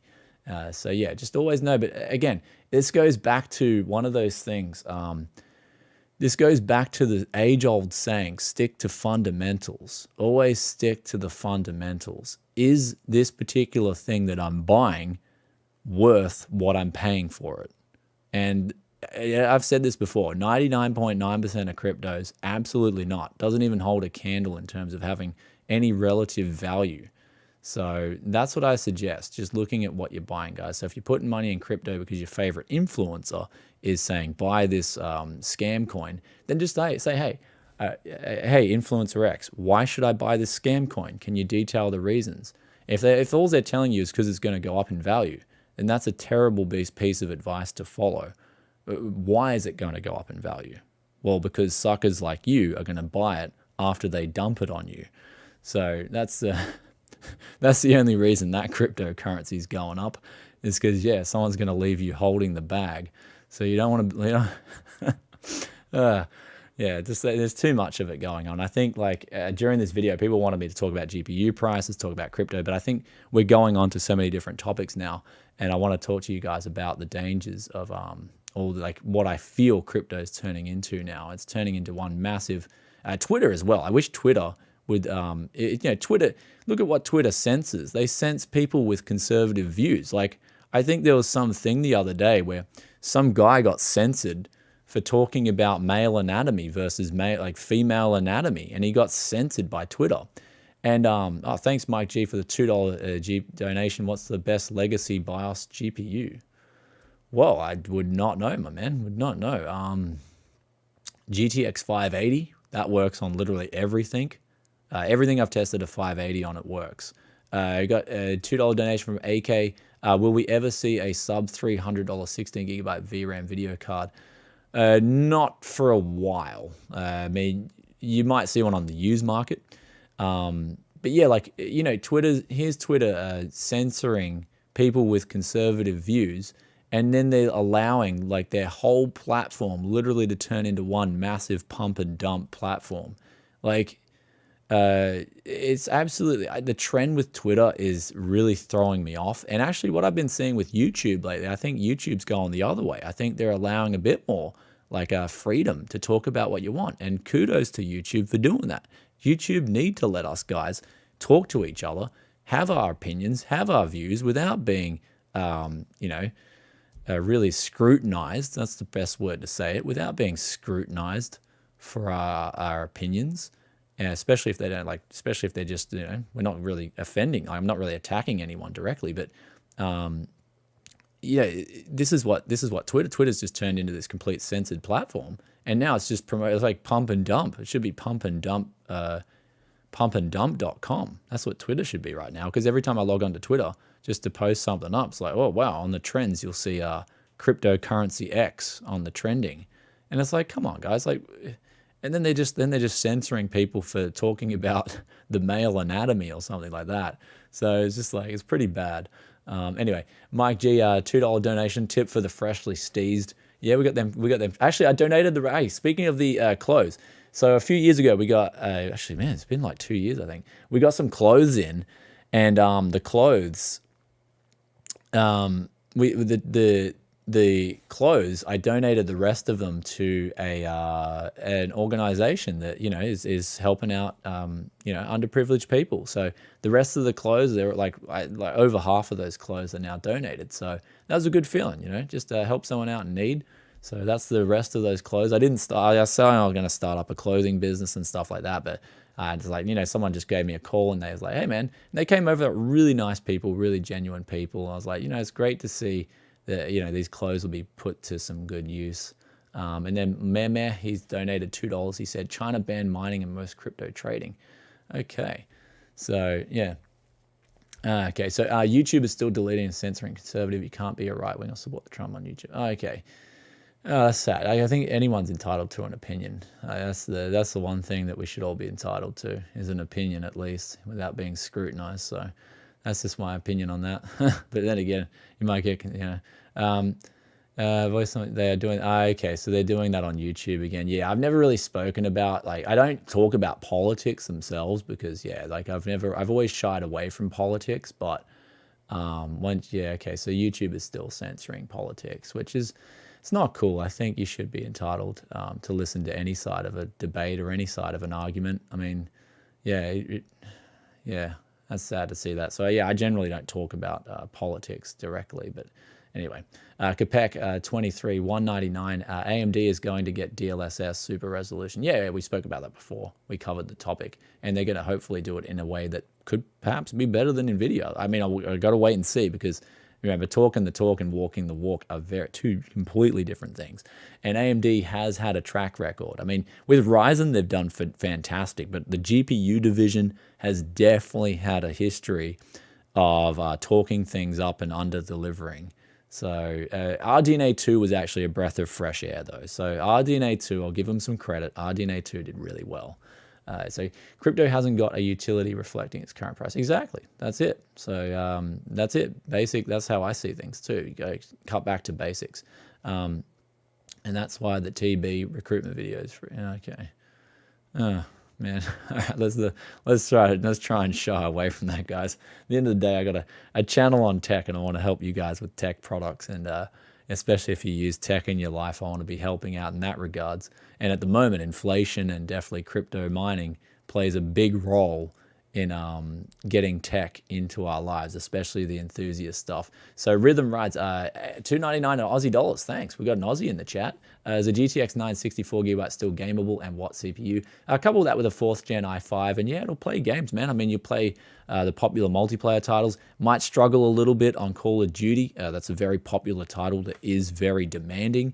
So if you want to go for Call of Duty, maybe a GTX 980 would do a better job. But even then, I found like the 1660 Super is probably the best card for the job. But unfortunately, crypto miners are targeting that one with its 6 GB of VRAM. So that's why I said the GTX 980 might be the best call at the moment if you want to play Call of Duty. But 964 GB would do really well too. AK $2. Please avoid politics. I don't need it in my tech news. Yeah, that's what I mean. That's why. I mean, we were touching on it before. I was just trying to make a point on like how Twitter's just turned into censoring one thing and then allowing pump and dumps all on their platform. Like, if anything, one's going to affect you much worse than the other. And the one I feel that they're allowing on their platform is going to send people broke. So that's with Twitter. Just, hey guys, here's CoinX. And it's like, wow, why am I getting recommended this crap on Twitter? So my old 980 Ti plays games, currently using an RTX 3090. Yeah, so you'll probably find that 980 Ti still does a great job. GTX 980 still do a great job. And I mean, with the RTX 3090, how are you liking that card? Is it something that you're really enjoying? Because that would be, yeah, and so yeah, it's not even just pump and dumps. Yeah, it's straight up scams. And that's what I mean. I think if you guys are following people and they're promoting crypto to you, especially if they're just promoting it on the pretense of just dollars, like you're going to make money, then why don't they just give you money? So you just reply and raise the question, hey, why don't you just give me money instead of me buying the cryptocurrency? At least we'll save some transaction fees in the process. So give me more money. And then see what their reply is. You'll just get ignored. So yeah, anyway, guys, we've done a good live stream. Hopefully, thanks for tuning in. It was really good today. So we just had to talk. I mean, a lot of people were asking me about, when are you going to talk about crypto, the news on crypto, and also the GPUs and the relative value. But yeah, I still think GPUs are overpriced right at this point in time, and I think crypto, perhaps you could see a proper crash. And if you see a proper crash, a proper rug gets swept out from underneath, then that'll leave a lot of people scratching their heads. So it's a lot of margin as well. A lot of margin debt is built up, and you got to be careful of all these things that really, once it starts reaching a peak, where does it go from there? You need something very new to enter the markets, and I don't feel like we've got that in the last few months. $2 Death, Taco Music, $2 donation. Thanks, dude, for the donation. And still using an RX 464 gigabyte in 2021. Yeah, exactly. If you guys are happy with your graphics cards, be happy with it, man. I've said this for years now. I'd be happy with an RX 470 4 gigabyte. One of my favorite cards. Very power efficient. Still plays games at 1080p. Absolutely fine. Will still play the majority of the games like with great frame rates. And even a 60 hertz monitor I'd be happy with. So, these are the things I play StarCraft 2 still. Like, I play StarCraft 2, a game from 2009, and I still enjoy that a whole lot. I can't wait for Age of Empires 4. And, Tech Yes has still got it. Your boy's still got it. I still got that mojo. I'm in the Masters League. So I'm still playing my StarCraft 2 and in the Masters League. So we got Tech Yes. How much do you predict GPUs will drop in price with your couple of weeks timeline? Yeah, I mean... I hope they revert back to, I hope we see a 3060 Ti for around $600 and it reverts back to a mean that's still just a bit above MSRP. So that's what I hope for. Of course, in order for that to happen, you're going to need a massive crash. So And that's what I mean. Once you get that crash, suddenly miners are going to start, if it happens. I mean, it might not happen, of course. Governments could announce new stimulus measures, pump more money into the economy, further inflate the bubble. I can't read the future. I don't have a crystal ball. But if things remain the way they remain, someone's got to be paid. Someone at the end of the day, someone's got to pay those GPU miners their profit. And once that easy credit runs out, then no one's left to pay for it, and suddenly the rug gets swept up from underneath the floor, and then you realize who the bag holders are. So, and that's just my predictions anyway. So I mean, I'll just make open predictions. I got laughed at 2 weeks ago. Suddenly people aren't laughing so hard anymore because they saw what happened in one day on Bitcoin dropping, like, was it like 40% or something? So suddenly they went from laughing to sort of just like, hey, yeah, you guys, you're an idiot, tech. Yes, wait, mining's still profitable, bro. Mining's still profitable, bro. And suddenly, like, they're kind of like, a little bit on nerve's edge right now, the miners. So, at the end of the day, I'll just stick to my fundamentals. So, Tell Your City, do you ever do retro style late 90s builds for people wanting to play games from back then? Thanks, Mark. Thanks for the question. I want to get into a retro build. I think that would be really cool. I've got one case sitting up there. I've been meaning to do a retro build with it. I've just had a lot going on. Behind the scenes. So that's why the content has been slower than usual. But on that note, I've definitely gone back to basics. I've been starting to work out a little bit more, starting to get my magnesium back into my system. I got a new brand of chelated magnesium that you get 200 milligrams of your pure magnesium out of 1,000 milligrams. So the percentage of you absorbing that magnesium is up, meaning it's good quality stuff. And I've been feeling great. So get yourself some chelated magnesium if you haven't already, one of the most crucial elements for the human body. I'm not going to say any brands because, again, I'm not shilling. Just make sure you do your research. Grab yourself some chelated magnesium. Any car updates, the Stinger, absolutely love the Stinger. Kia Stinger is life. Look, that car has been amazing, man. So I've got probably like a few little, like, it's probably like 2 little minor points I've got about it, but other than that, the car's been absolutely phenomenal. And we got none of your business. Maybe Elon Musk is planning to create his own cryptocurrency, so he wanted to. Oh man, you guys are awesome. Hey, Kevin, $100, man. I was just about to close out the stream. $100 donation. Thanks, Kev. Kevin Burnell, thanks, brother. He's one of the awesome patrons behind the scenes. Here is a bit to give back to the Yes. I know I speak for everyone. We appreciate you, and thanks for all your content. Thank you guys so much, man. As time goes on, as time goes on, a lot of people, I was down the store yesterday. I was down actually 2 different stores, and I was down Officeworks, and a guy was like, Tech Yes, man. Tech Yes, is that you, brother? I'm like, yeah, man, what's up? And he's just like, we started having a chat and about HDMI cables and inflation. And I was just like, the price of your HDMI cables down at Officeworks will probably keep going up. Yeah, and Steve asked Kevin, like, maybe Kev sold some Ethereum and now he's got some easy credit going around. Might be the case, If Kevin wants to disclose that, Kevin can.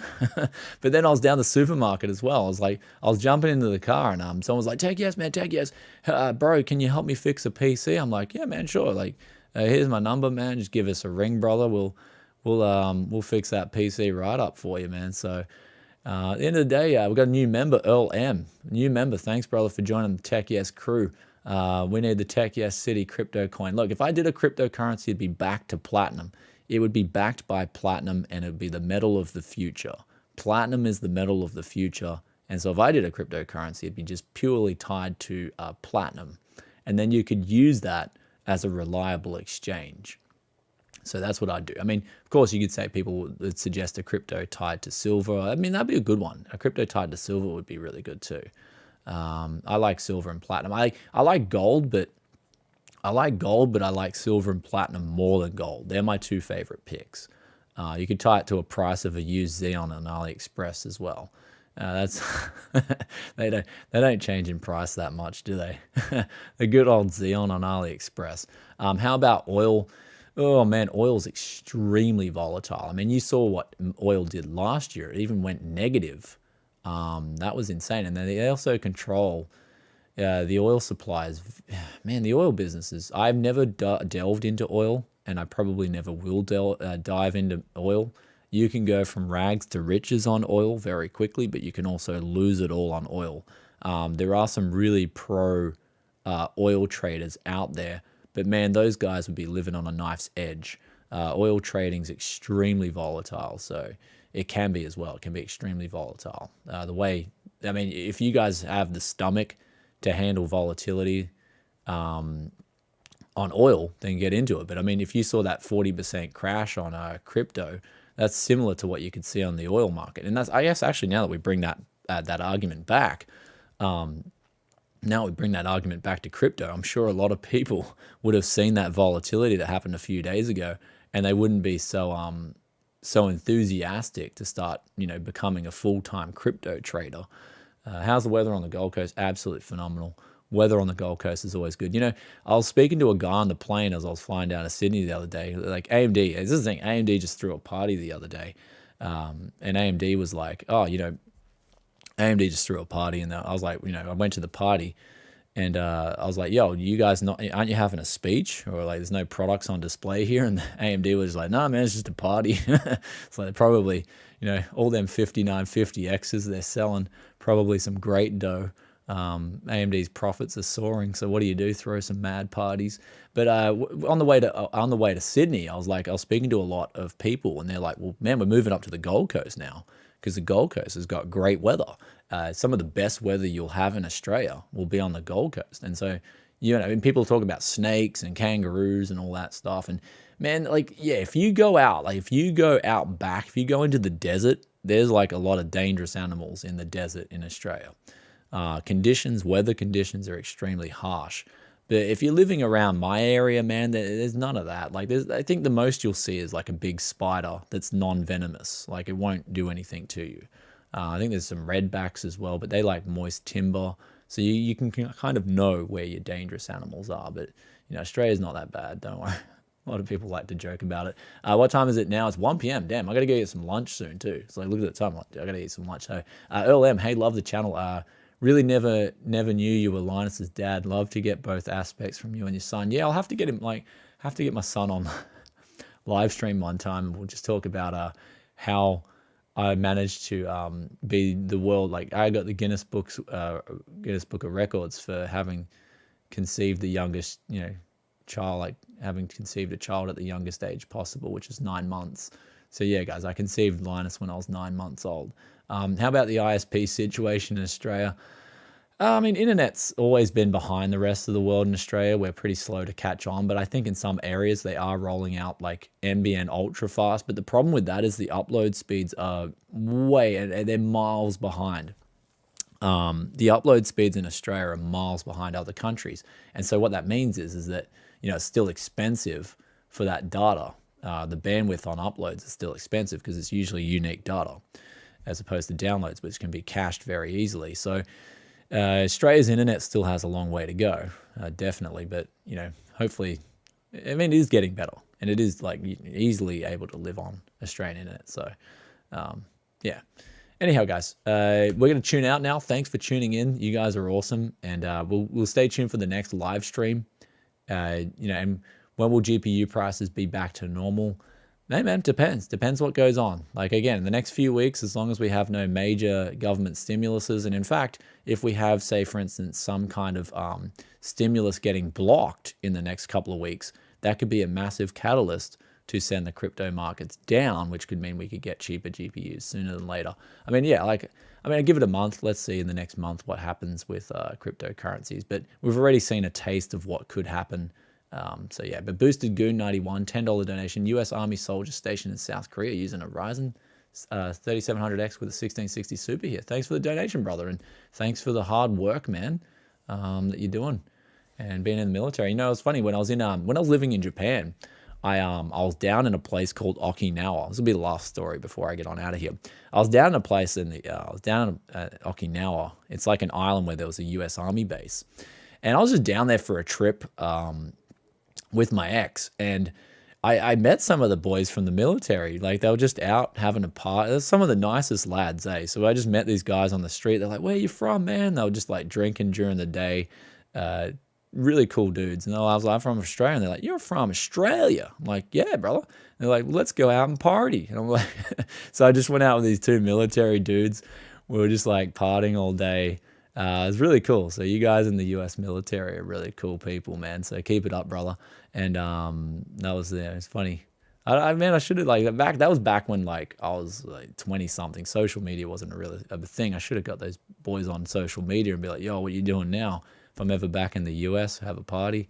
So the Air Force base was there. So, yep. Anyway, guys, thanks for tuning in. You guys are awesome. It's always good to enjoy these live streams, the Tech Yes live streams. If you guys got questions as well, and I'll be live streaming probably about a week's time. We'll do another live stream. So stay tuned for that if you guys got questions and whatnot. And we got different topics to talk about. Hopefully the news changes in the meantime. Then we'll move on to those tangents. But yep, we will get there. Thanks. You guys are awesome. Love each and every one of you. And have no fear. The Tech Yes is always going to have your best interest at heart. Your best interest. Because, hey, this is one thing we never forget, right? When you're living in a country, someone else's best interest should be your best interest too. Because when you make society better, you're going to have raising the standard of living. So anyway, guys, we got 500Ks next. Yeah, hopefully we hit 500K. That'd be awesome. 500,000 subs. Big milestone for Tech Yes City. Thank you guys so much for tuning in. We're going to pop this stream off. Love each and every one of you. Thanks for the donations, guys. Man, you guys, especially Kevin, that was a huge donation, Kevin. Thanks so much for that. Definitely going to eat myself a burrito for lunch. And that's going to enjoy that burrito as well. So anyway, guys, love each and every one. Thanks for the new members as well for tuning in. And we'll catch you very soon. Peace out for now. Bye.